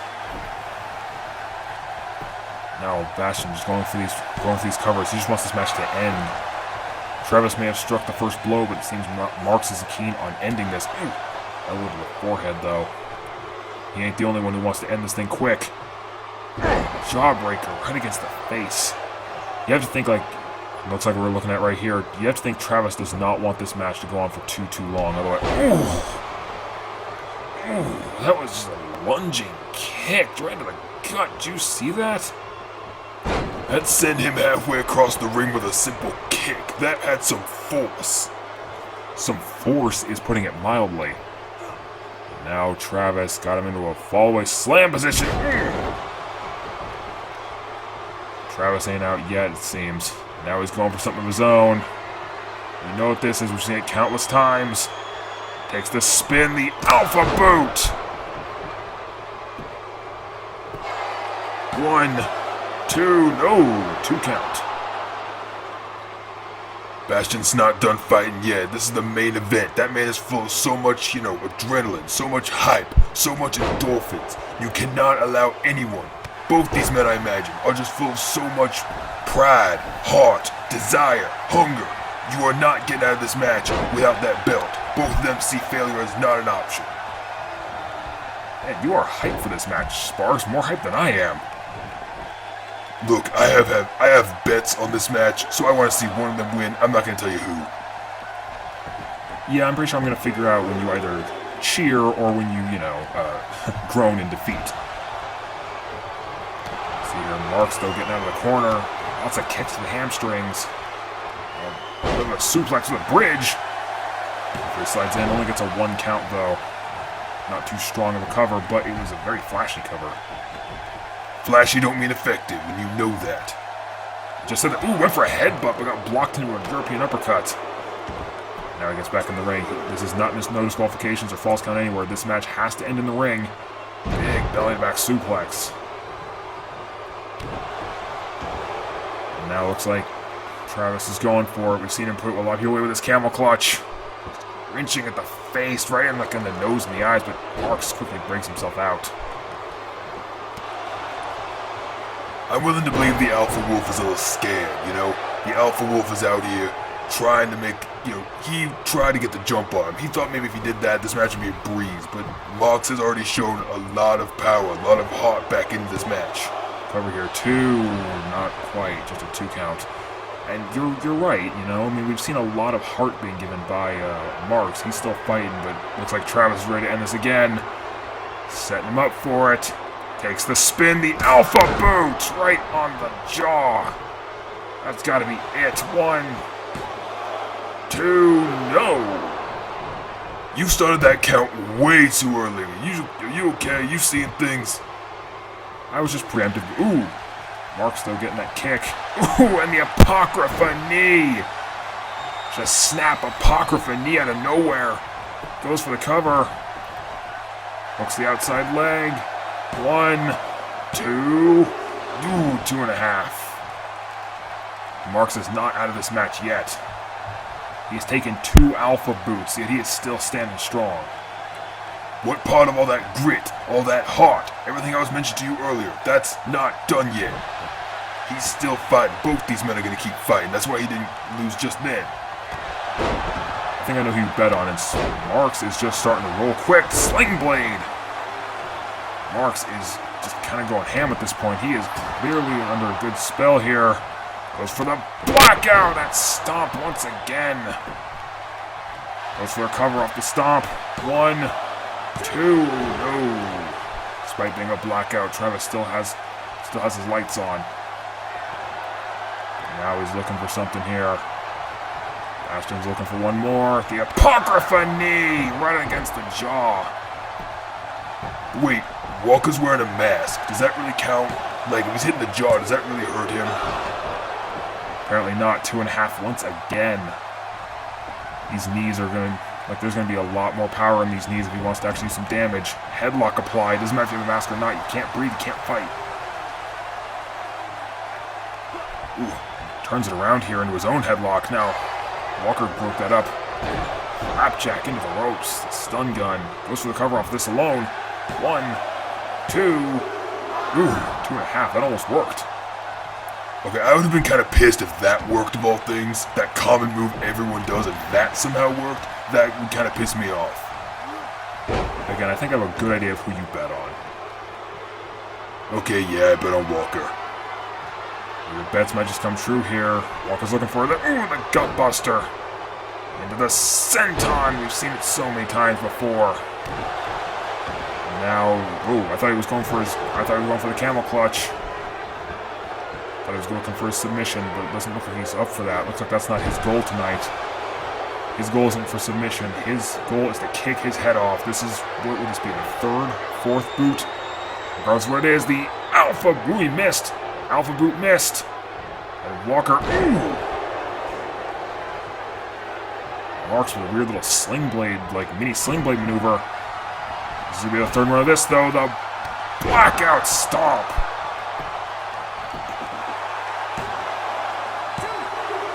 Just again, that 2.5 count. Walker is fighting unlike any time I've ever seen him. This man is not going down. Marks is looking to end this. It's done! The Apocrypha knee. And that cracked the mask. 1, 2, 3. The Priest of Pain said that prophecy dictated he would win this belt, and prophecy was not wrong. I hope I can cancel my bets in time. You go do that. Fly off and go cancel your bets. I'm here to celebrate that Bastion Marks has won the IDW Championship in the main event. What a good debut year. I mean, you gotta think, like a debut year like this. He has won the Battle Royale, and then he goes on to win the title in the main event of Wrestle Summit. This is a good debut year for Marks. I can see him sticking around for a long time with that kind of year. And I guess Sparks has actually left me to Devices here. He's gone to fix his bets, because apparently he bet a lot of money on Walker winning. Well, good luck, buddy, I guess. Congratulations, Bastion Marks, and thank you all, wherever you may be, for watching Wrestle Summit 2020 tonight. I wish you all the best.